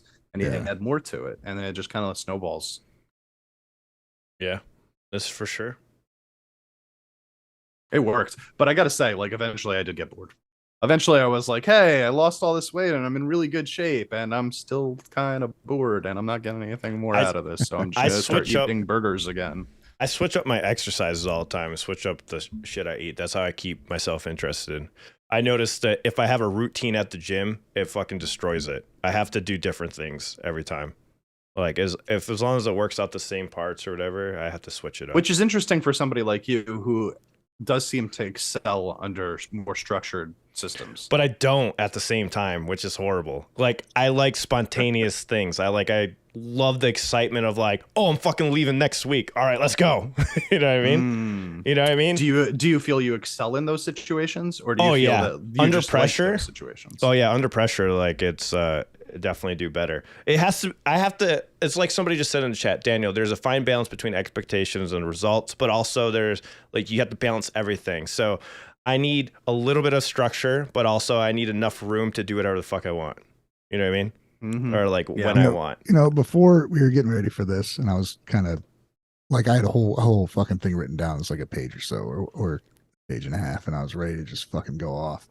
And and then part of me is like, I don't want to talk about this shit because it's just, it's me like failing at doing what the fuck I was supposed to do, and I was excited to do. But I think people, need to hear that shit sometimes, man, because with Paul in the chat, he's got some, he's like, you guys are real. It's like, yeah, we're just fucking just regular dudes trying to sort shit out.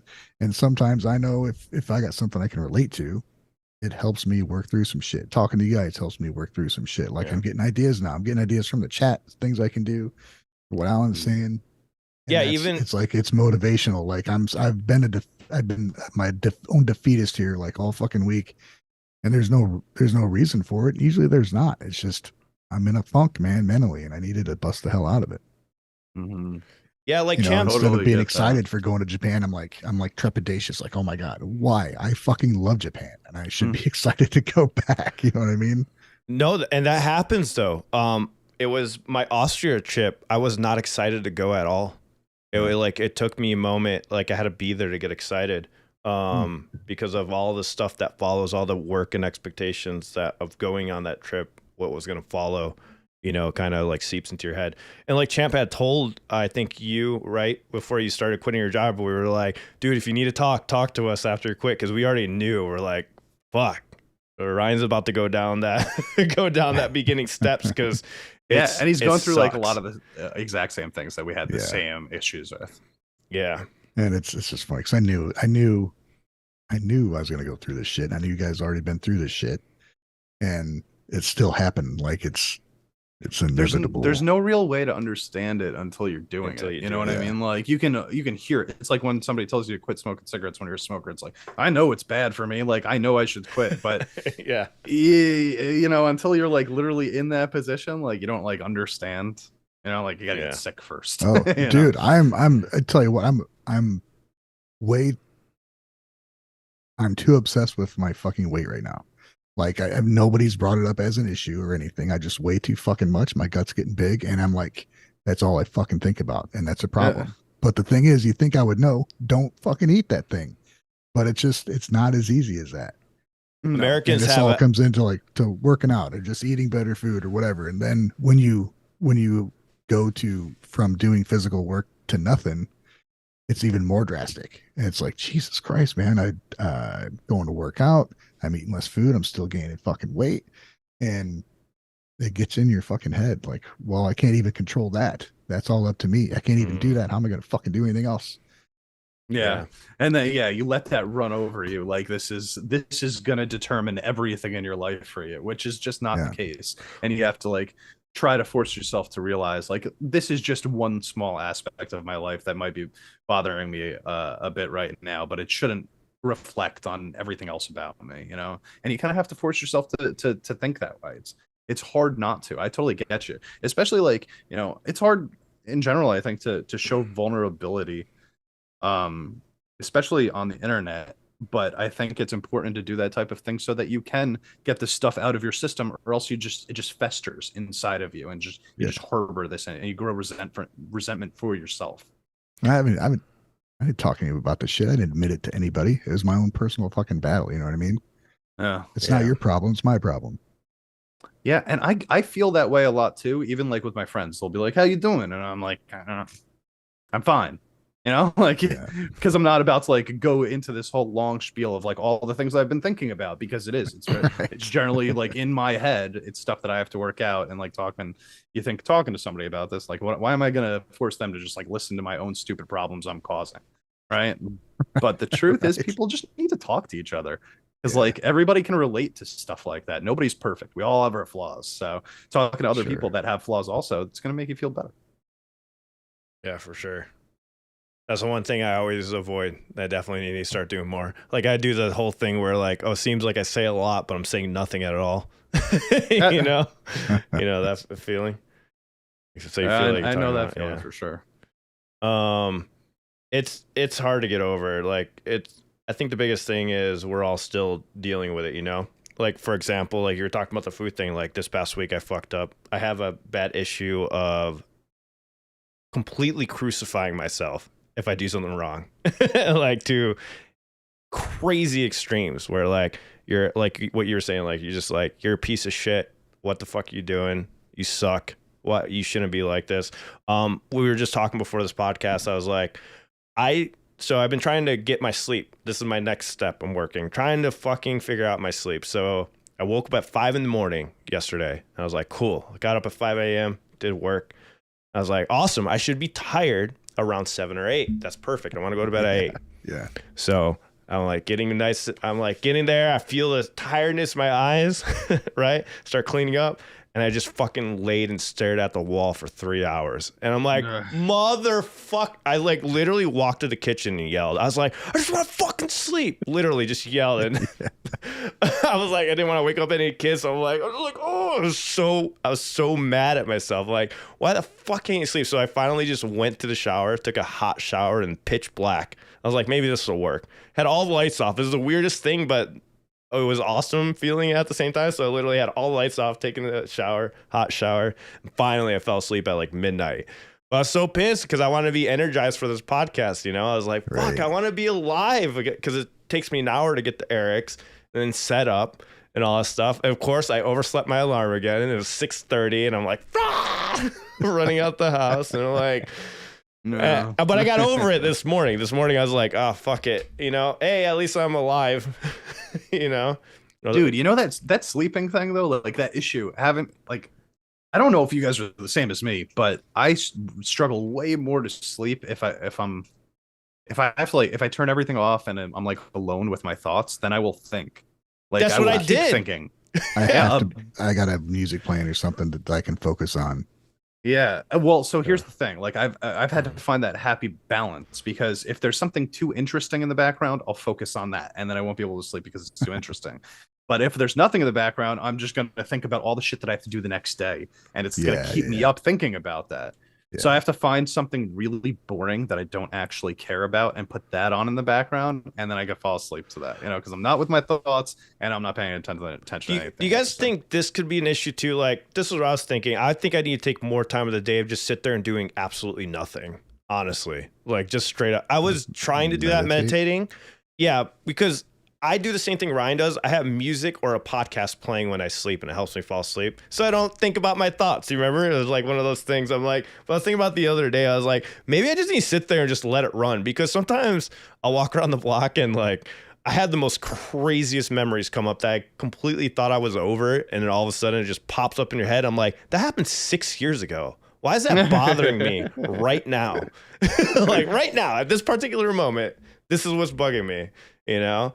And then, of course, all the stuff that's happened to me in the past few years, like, it's weird. You thought those fuck ups would come up into my head. No, it's shit that happened 10 years ago that I'm still remembering. And I'm like, how? And like, I completely forgot about it. So like, a part of me is like, maybe I just need to sit there, or maybe we do need to take that time to just let the thoughts run so we can actually finally fucking sleep at night.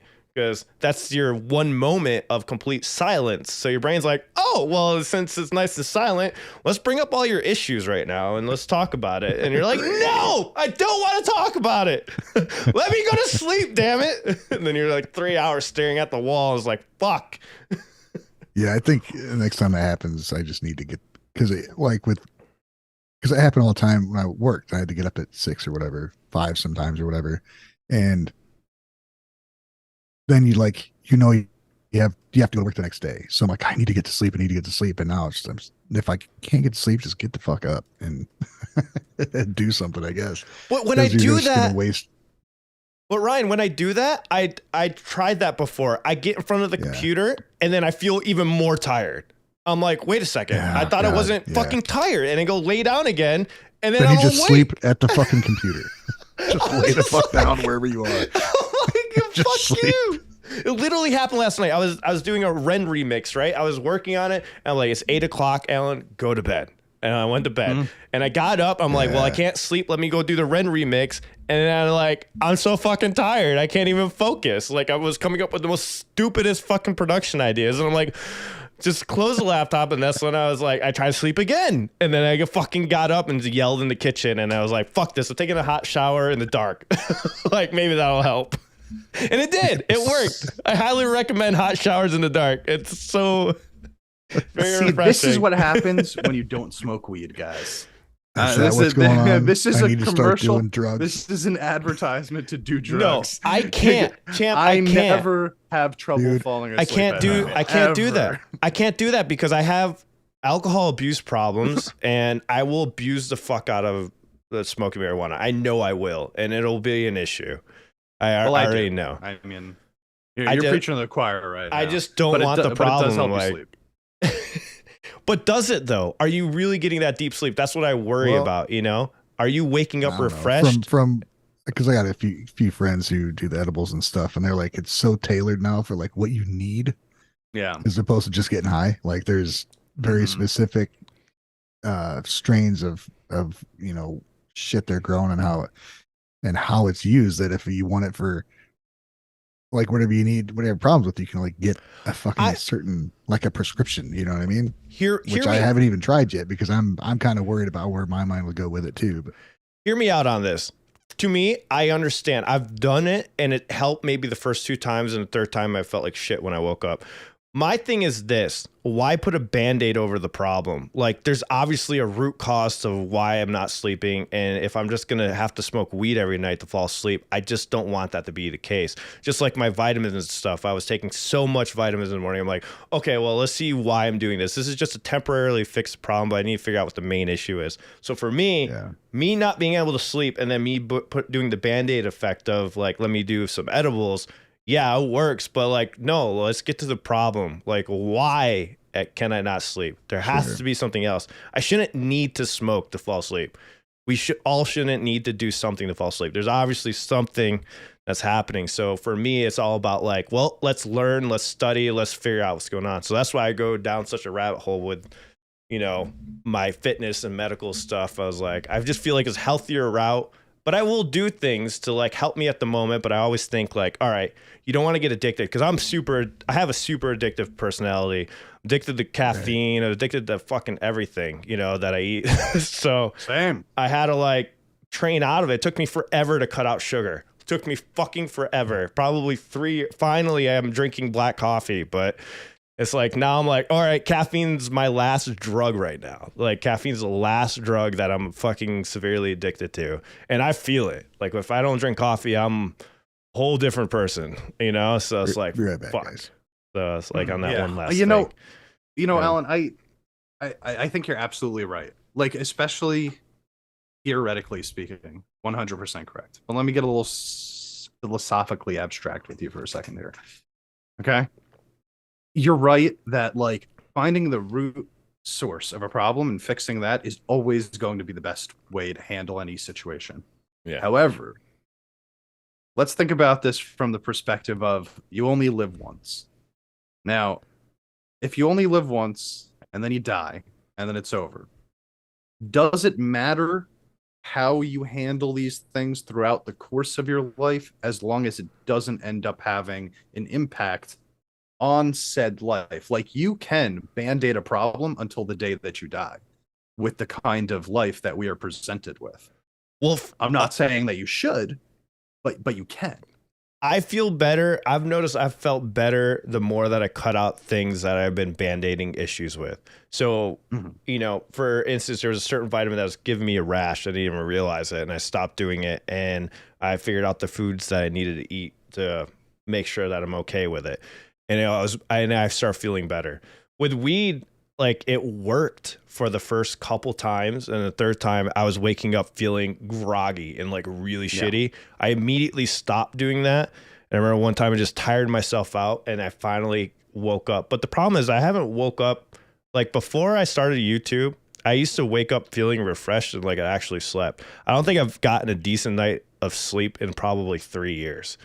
So that's why I've been trying to do this. But I get what you're saying. I just want to feel like the best I can, you know, naturally, definitely, without anything. I don't want anything else to have control over me. How about that? And that might be an issue that I have, honestly. It'll also give you mental clarity. Exactly. By doing it the way that you're doing it. I don't want to blame anything else. Like, you know what I mean? I'm like, oh, it's because of this. Oh, it's because of that. No, fucker. Like, don't put the responsibility on an object or a drug or anything, because you did that already and it was a fucking disaster, you know, and drinking being the biggest thing, you know? Yeah. And let me play devil's advocate for myself, because as I said, obviously I do smoke weed in order to sleep at night. But that in itself does come with its own issues. For example, if I fall asleep at, let's say, 1 o'clock in the morning, and I can pass out whenever I want at night, okay? Because of this. That being said, if I wake up at, like, let's say accidentally, like I have to pee, and I wake up at like 5:30 in the morning, I am no longer like under the effects of the THC, which put me to sleep in the first time. And now it's going to be that much more difficult for me to fall back to sleep after I've woken up. You know, because I had such an easy time before, and now with the comparison, it's just that much harder. So harder than like it would be if I didn't smoke in the first place, you know, because it's coming from a higher ceiling down to a lower floor. So it really does become a struggle. It presents its own set of problems. Let me say one thing too. By the way, you know how you guys said life is short. Exactly. And that's the point. Life is short and I want to be good. Like I want to be good. I don't want to have to rely on anything for me. Like I want to live life as it's supposed to be lived, I guess, in my head, you know, but maybe it is to do that. Cause don't get me wrong. I'd be okay with doing it. I just don't want anything to have control over what I'm doing, you know? Sure, man. And that's the issue. 100%. And everybody's got their own, yeah. Like your mentality towards this is different in general. You know, like you want to find the center of yourself and you want to have the best version of that. While for me, I'm just kind of like, I want to make it through tomorrow type of mentality, you know? And I'm not super like, okay, I want to be the perfect version of myself as much as I just like want to be happy tomorrow, you know? And so each day I'll take that day and say, I want to do whatever's going to make me the happiest without, you know, making anybody else's life worse in the meantime. You know what I mean? Yeah. So it's a very different philosophy, and both of them are okay. It really depends on who you are and like how you want to live your life and like what your goals are, like what your aspirations are. It is true. Like for me, I do plan on wanting to live long, you know, and doing awesome things. I want to travel and do stuff, you know, like that is outside of just sitting in front of a computer all day. You know, that's the end goal, right? Like what we're doing right now, like going to Aftershock, interviewing bands and stuff. Doing stuff like that is stuff I want to do, or like I want to play shows. I want to entertain people. And I feel like my body needs to be completely healthy and up to a certain position. If I do want to be an entertainer, if I do want to go out on the road, if I do want to perform in front of people or do live podcasts like we did, I feel like my body has to be at a certain shape, you know, to keep that longevity going or be able to do it. You know, I just don't want it to break down. I don't want to be breaking down and like 10 years from now and like, you know, like trying to can't even lift shit or do stuff, you know, like I just want to be good, you know. That's the real fear, right? Like when you live a life that is not like what you're promoting right now is that, you know, even if you're happy right now, and I go through this myself, even if I'm happy right now or I'm happy tomorrow, does that mean that like 8 years from now, 10 years from now, 15 years from now, I'm going to be able to get that same amount of happiness if my body is broken down or if my brain is fried or whatever, right? So like keeping that stuff in check all the time is always going to be the better option. I'm going in mosh pits at 50, okay? That's the goal. I want to be able to still go into a fucking wall of death at 50 years old and be fine with it. I hear you. Oh, I don't know. That's just me, though. Of course, you know. Like you said, everyone's different. You know, you get a lot of enjoyment out of life when it comes to like, or at least it seems like activities and events and socializing and stuff like that. You know. Well, on the other hand, like I get a lot of enjoyment out of life by being comfortable and relaxed and not having to do socializing to an extent, because I never was like that. I definitely had issues talking to people. That was definitely a work in progress for many years. But you want to, right? You enjoy being out talking to people. Sometimes. Sometimes, yes. To a certain extent. You know what I mean? There's limits. I definitely get tired. Definitely get tired fast.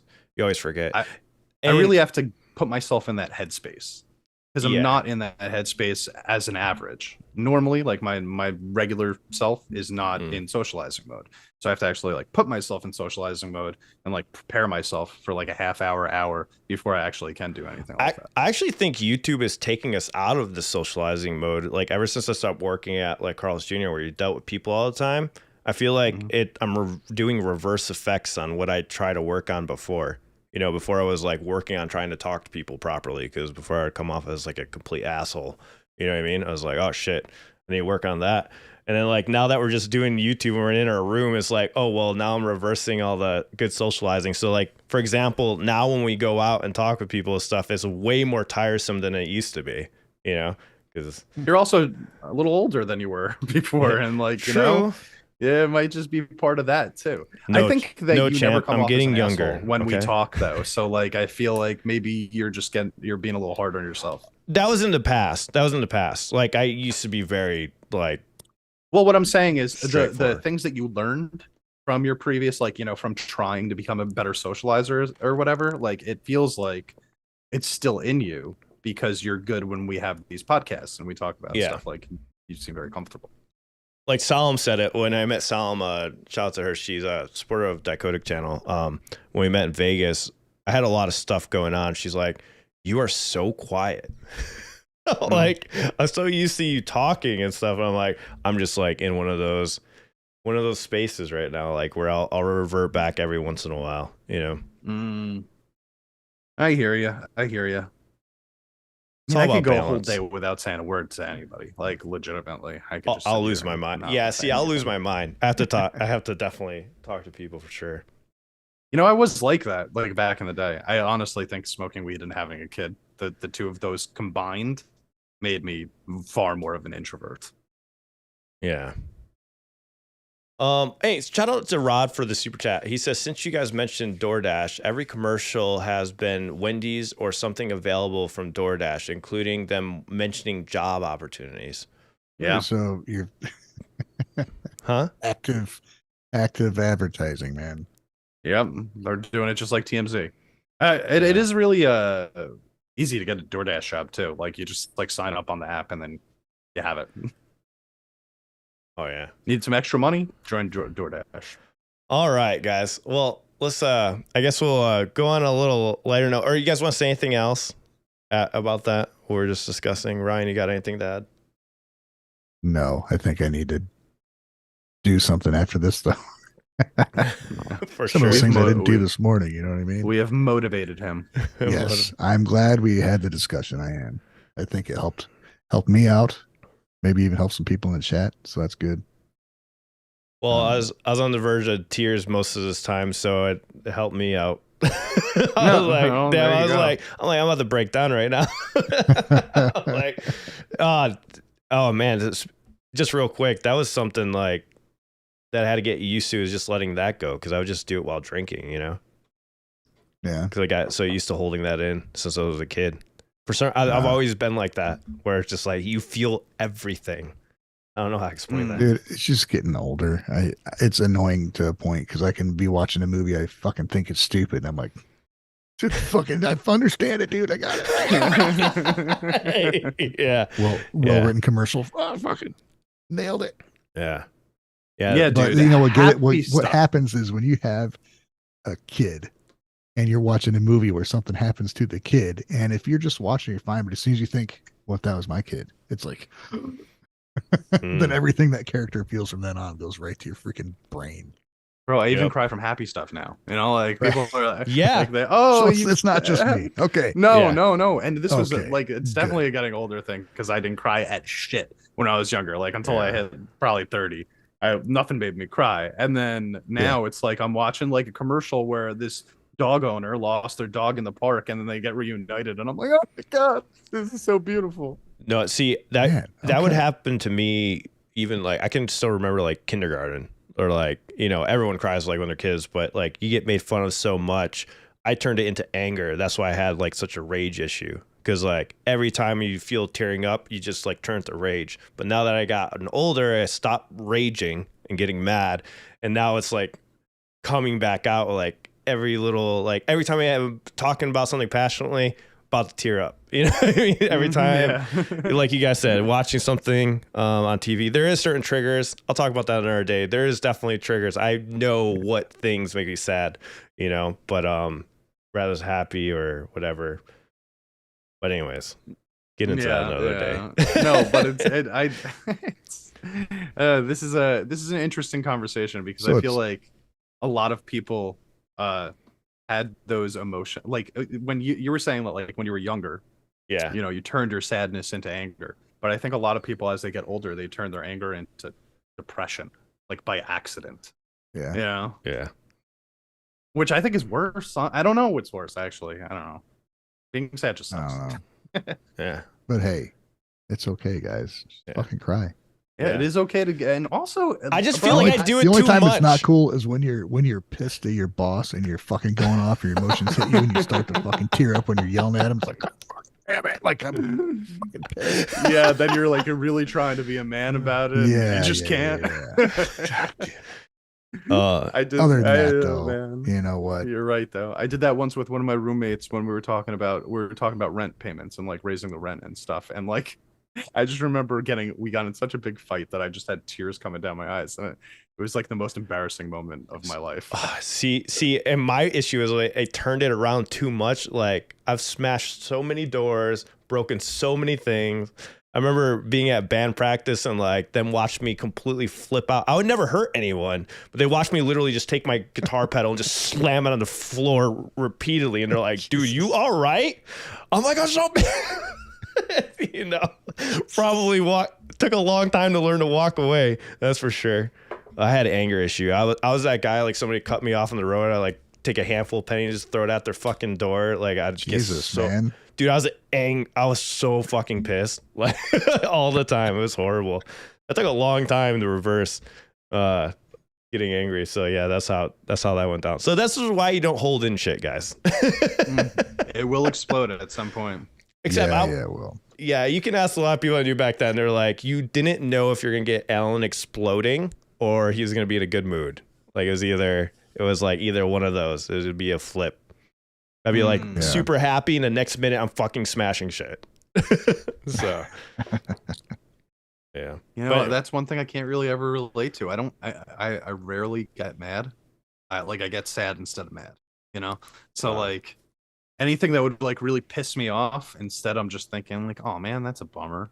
You know? So, like, I wish that's how my brain works. I've never broken a controller while I was playing a video game. You know what I mean? Instead I'm just like, oh, I lost. Damn it. You know, it's fucked up for me. I went from wanting to go out and play all the time to like now every time, hey, there's an open jam coming up, it's like, oh, like I'm anxious about it immediately. Like I'm not gonna remember my fucking songs. I'm not ready for it. I just don't go.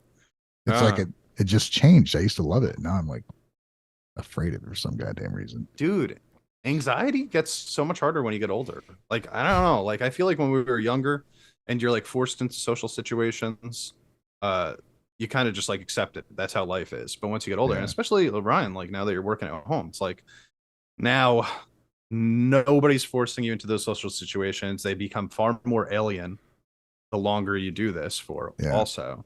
So you really have to like put yourself in those situations to be social if you want to maintain that sort of like that mentality that you had when you were comfortable with that stuff. Right. Yeah. That's hard though. That's really hard. I've found that was hard since the time I've become an adult. Like I've struggled with that since I left college and I didn't have to be around people every day. And then I got more and more comfortable being alone to the point where being with people was less comfortable. You know, it kind of goes like that. Like, yeah. I don't know. Oh, this is all Paul said. Regardless of mosh pits, I was at the Nemo concert at Whiskey in LA, and this guy kept crashing into me. Annoying. It wasn't until a week later, and I realized it was Alan. Laugh out loud. I wasn't at. We couldn't mosh in Whiskey. No, but you told us you were fucking freaking out trying. They like kicked you out. Yeah, but there was no mosh pit that started. Nix and I just sat on the side of this thing and went like that. You know, maybe you didn't realize how much you were actually moving out. Read what he said. At the Whiskey, this guy kept crashing into me. Oh, crashing. Okay. Say you were moshing. Oh, okay. Gotcha. All right. Maybe. You were just elbowing him as you were doing your like Paul. Metal horns. And I was drunk. I was pretty drunk for that too. At a certain point. I think. Sorry, Paul. We'll try not to run into you if we see you again. Well, the good news is I won't be drunk, so I'm more aware. I definitely. So you'll never have to worry about that again. I still like mosh pits, so they're fucking fun. That makes the concert experience for me go to another level. I don't know. Sending Elliot out into mosh pits now. Go ahead, man. Enjoy. Yeah, it's fucking Give me glasses. Live vicariously through them. Yeah. I have to do mosh pits. Oh, the Wall of Death, man. I told you guys about it. It was fucking great. I was so happy to be part of that. Also terrified, but it was great. I didn't know how it was going to go down, dude. I'm like, how are people just going to like like line up on the side and just crash into each other. That's just like mind-boggling how that happens. So, but should we get into these other articles or call us already at the? What other articles? We're already at the other mark. Here, let me say this: if you guys want to take a break and just watch somebody that's entertaining and informative, check out Lindsay Nicole. She is a YouTuber that talks about nature and stuff. She's a zoologist, and actually, I've been watching a lot of her videos. It's just funny, smart. It's pretty cool. So that's what, I don't know. I didn't really have a thing to talk about. It's just if you want to know about animals in an easy way without sitting through a boring fucking documentary, this is a good way to learn some shit. And she has a bass on the wall. I mean, she plays bass apparently. She played guitar in a band with her sister. That's her sister's bass. Oh, but, okay. Yeah, I like the way she, gets across information. She doesn't bullshit, and she's like, "All right, what the fuck is this?" Like, that's awesome. Why are creatures? She just goes through like a quick. It's just cool. So I don't know. It's fun stuff to watch. Okay, we'll post the link in the chat if you guys want to check her channel out. Yeah, I'll put it right now. The only other thing that I had today, this could be really quick too, actually, was, and I don't know who this person is, but Faze Kalai. Oh yeah, instantly rejected for jury duty after revealing that she's a Twitch streamer. And I was just curious, like, why that would happen. There was no reasons given. She just said that she was a Twitch streamer, and they sent her home. And I have to remember that. This was more just promoting that, hey guys, as streamers ourselves, if you get called in for jury duty, you know what to do now. And I know why they're doing that probably is because they're like, oh, they're going to be talking about they're worried about you talking about the case on live stream.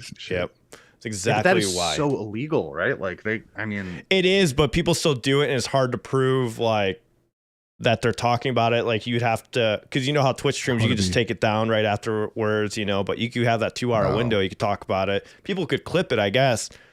But I think there's something in the case where you're legally binded to, but that's probably what they were worried about because it costs a lot of money to go after someone for those contracts anyways. So they're probably like, let's not even deal with it. Because if they're stupid and go talk about it during a stream, it's going to cost them money to go after them normally. But it's not. It's a lot of money. That makes a lot of sense. Like, you think about it from the law position and you're like, why would they do that? But then you think about it from the financial position and it's like, they're still business, I guess. Like they don't want to deal with somebody like, causing more drama than needs to be caused. But hey, we've got it out. No, like, I mean, have you guys ever done jury duty before? Because I've sat there for a week and not even gotten called and been like, wow, that was a waste of time. I've went once and went through the whole process and didn't go anywhere. Yeah, I submitted and then they're like, they did nothing. I didn't have to worry about anything. And then they tried to do it 2 more times, but I was in El Paso and it was for New York. I kept getting called for jury duty in New York, and I'm like, I'm in El Paso now, and they're like, oh, don't worry about it. You don't have to come. So, I tried really hard to get out of mine. I remember being like, I have like, my son isn't feeling well and his mom is sick and blah, blah, blah, blah, blah. And they were like, we don't give a shit. If you're going to come in here, we're going to give you the $5 per day that we said we would give you, and you're going to have to miss that week of work. Like, well, that's disappointing. Yep. The true story behind the Suicide Squad. What was this about? This article? Oh, it's just interesting to me because I like the movies and stuff. But Suicide Squad was like a notoriously just bad movie, and this is a director talking about how he described Hollywood. He goes, Hollywood is basically watching somebody you love get fucked by somebody you hate. Wow. So it was an interesting conversation. That John Bernthal guy, he played Punisher in the TV series. He was in Fury, which David Ayer directed. So Punisher was great, by the way. I don't know if you guys know the movie Fury about the tank. No, I don't. It's an excellent movie. World War II era, and about this tank crew and the shit they went through. And Bernthal was in it. And it was a fantastic movie. And coming off of that, he did Suicide Squad. And he's like, I came off Fury, hard, real kind of look at what's going on with this movie, even though what it was about. like everybody was involved and great, and then DC decided they wanted to make it a comedy to compete with Marvel. It just fucking ruined it. But I feel like even talking about DC anymore is just like beating a fucking dead horse. I'm kind of sick of hearing about it myself. Yeah. But I will sucks, say, dude, because go ahead.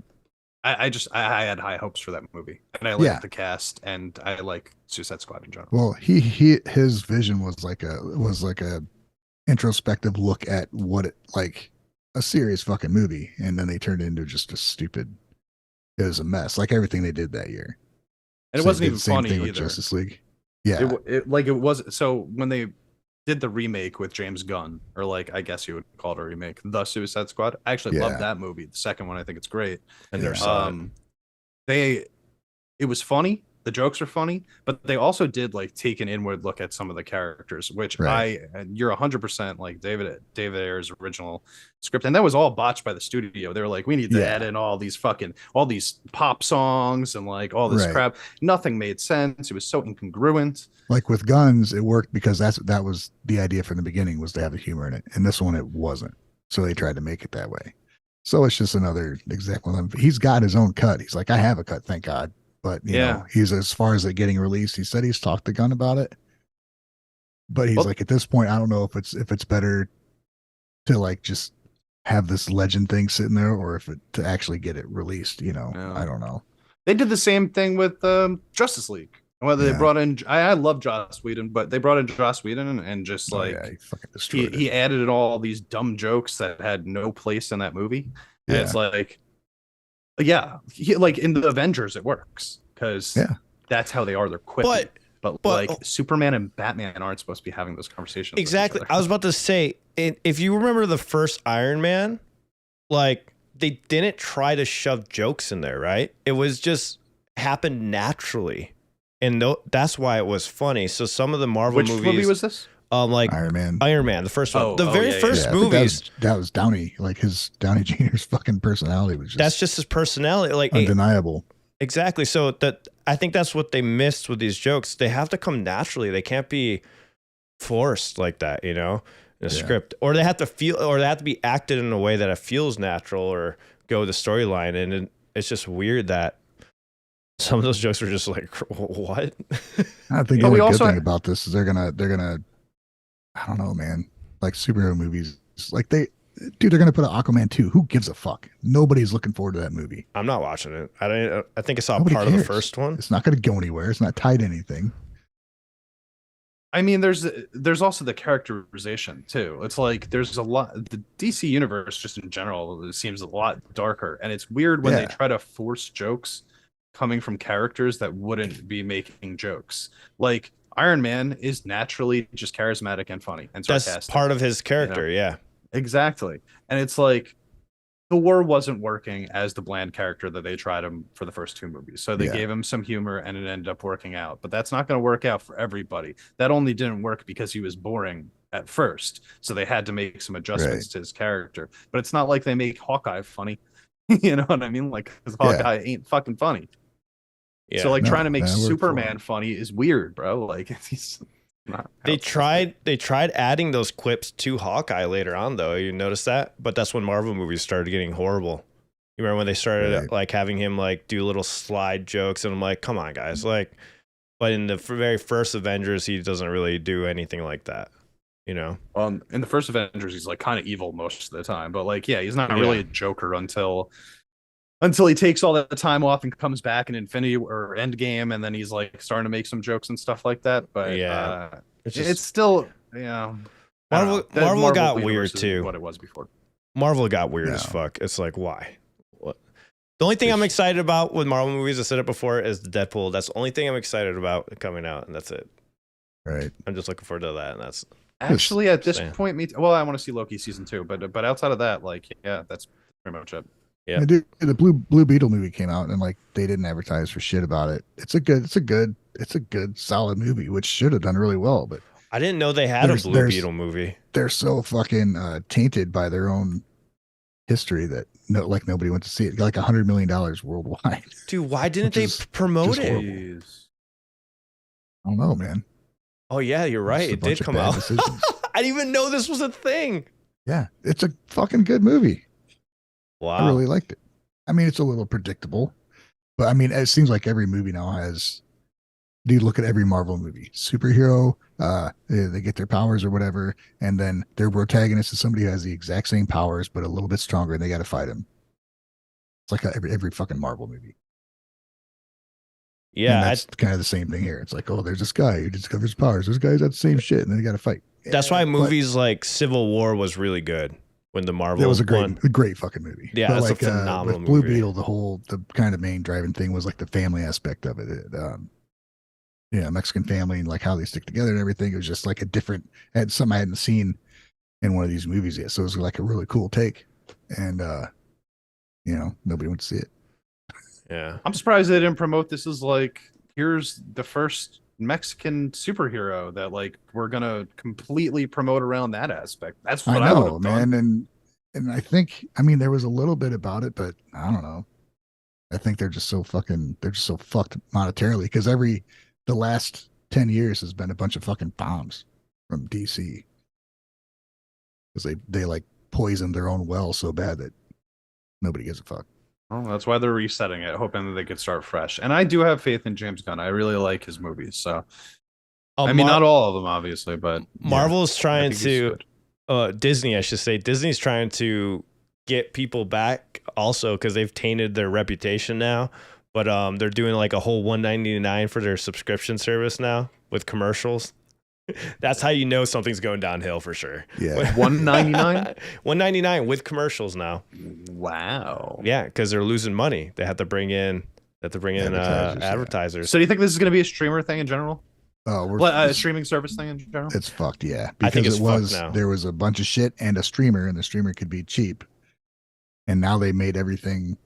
Like, look at Netflix. They have like a million fucking projects going on, and they cancel shit in the middle of a run when people like it, and they're already making something else. And all the prices are going up. It was an alternative to cable, and now cable's just not going to exist, and it's just going to be expensive to have streaming things. I got rid of all streaming services. I don't use anything anymore. Just YouTube. YouTube's the only thing I pay for. That's it.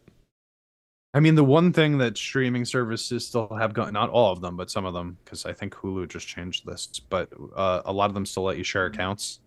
Like I'm using somebody else's Disney account. I'm using somebody else's HBO Max account. Netflix took it away now. So they did this thing where because we were trying to do that, we were going to sign in, but you have to authorize devices now. Like what Mac does the same thing. So you can't. So there's different tiers accounts on the Netflix now too. So it's like you can get the one where you could share with as many people as you want, but you're paying like $40 per month or something like that. Yeah. But like apparently the base package is you can only share with people that are sharing a Wi-Fi connection with you, which is like, oh yeah, that was the thing. You have to be on the same Wi-Fi. That's right. Yeah. That's a huge difference. But if you go up the next tier to the like $15 tier, then you could share with people outside of it. And it's like that. You're right, Ryan. That's going to keep going up. They're going to keep adding tiers to it to make it more accessible for people. That's the one with authorized devices, I believe. Because I remember my sister-in-law, we were trying to use it, and like she had to authorize our computer or something to use it. So you only could have up like the 2 devices or something shit like that. It's crazy. Mm-hmm. Yeah, and that's what we're gonna end up paying the same amount that we're paying for cable, because eventually the sports packages are gonna come out too, where it's like specifically they're gonna give you the sports packages with the other packages on streaming. Yeah, right. Like they'll have like ESPN and Disney. That's probably already a bundle for like ESPN and Disney or whatever. For one, how did people not see that coming? For one, and then 2, Netflix TV shows suck. Like there's nothing good on Netflix in my opinion anymore. There was. I liked all the documentaries and stuff, but then I don't know what happened. There's like nothing on there that I ever want to watch, in my opinion. I liked a lot of the shows when it first started out, like when the shows started becoming popular. But, you know, a lot of it that was holding them together in the beginning days was those Marvel shows. Again, not to bring it back to superheroes, but Daredevil, Jessica Jones, Luke Cage, Defenders, Iron Fist, all that stuff. Those were good. Watching that shit. And then Disney bought Marvel, and now Disney has all those shows, and Netflix had to stop. What a killer, you know? What a momentum killer. Oh my God. Hey, Daredevil was really good, and The Punisher, man. Those 2 series. Yeah, those are good. Those are fucking good. The One Piece thing's pretty freaking awesome. Oh, yeah, that's out now, too. People are talking about that a lot. Yeah, it's pretty awesome. I haven't watched it all yet. We watched a couple episodes, but really, really good. I've seen good things about that. One And it's Piece especially is interesting that's the Netflix case because specific? anime to live action is generally panned hard. Yeah. Wait, is this like it's a live action One Piece? Is Yeah. that what it is? Live Okay. action. And the actor they got for the lead is brilliant, dude. To find somebody who's like just unbelievably optimistic and happy, just like whatever it is, they got a dude perfect to play him. And I'm not like an aficionado of the fucking series or anything, but from what I've watched of it, it's pretty cool. Yeah, I've never seen One Piece the anime, so I have to check it out. Probably won't though. Yeah, dude, they got like 1,000 fucking shows. You'll miss. Yeah. I was like, I say that like I can't even watch stuff anymore. I watch a lot of YouTube though. It's always like learning something. I'm always watching podcasts. And All I watch anymore is YouTube, and I kind of hate it. Like I need to get out of the YouTube. Like I work on YouTube. I shouldn't just be watching YouTube all day. You know? But yeah, what did I do? It's like I just go on the YouTube recommended page and I keep pressing refresh until something pops up that I'm intrigued by. wow, really? See, I'm addicted to just like watching things to learn something. That's what I keep doing. And I'm like, Well, sometimes those things pop up. yeah, Sure. that's true. But I don't have an aim or a goal. You know, I'm just going, okay, present me with 30 options. Let me choose from one of them. Oh, I spent a whole hour learning like new production techniques on Logic. That turns into a 3-hour hole. And then sometimes it'll turn into me getting sucked into other videos that have nothing to do with it. Entertaining videos. All right, guys. Well, I think that's it for today. Thanks for joining us all. Remember, this is the last week to submit for those 2 4-day passes for Aftershock 2023. Of course, you have to be able to get to Sacramento, California. Check out all the details in the description of this video for how to enter. You have only until Friday, and then we announce the winner this Sunday on the podcast. So remember, we go live on Sunday and Wednesday. Sunday is our Japanese music news. Wednesday is whatever the hell we feel like talking about.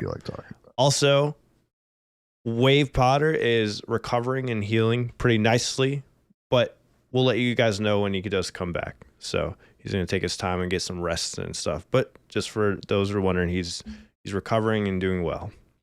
Mm-hmm. Glad to hear that. Yep. All right, I guys. guess we'll see you guys on Sunday.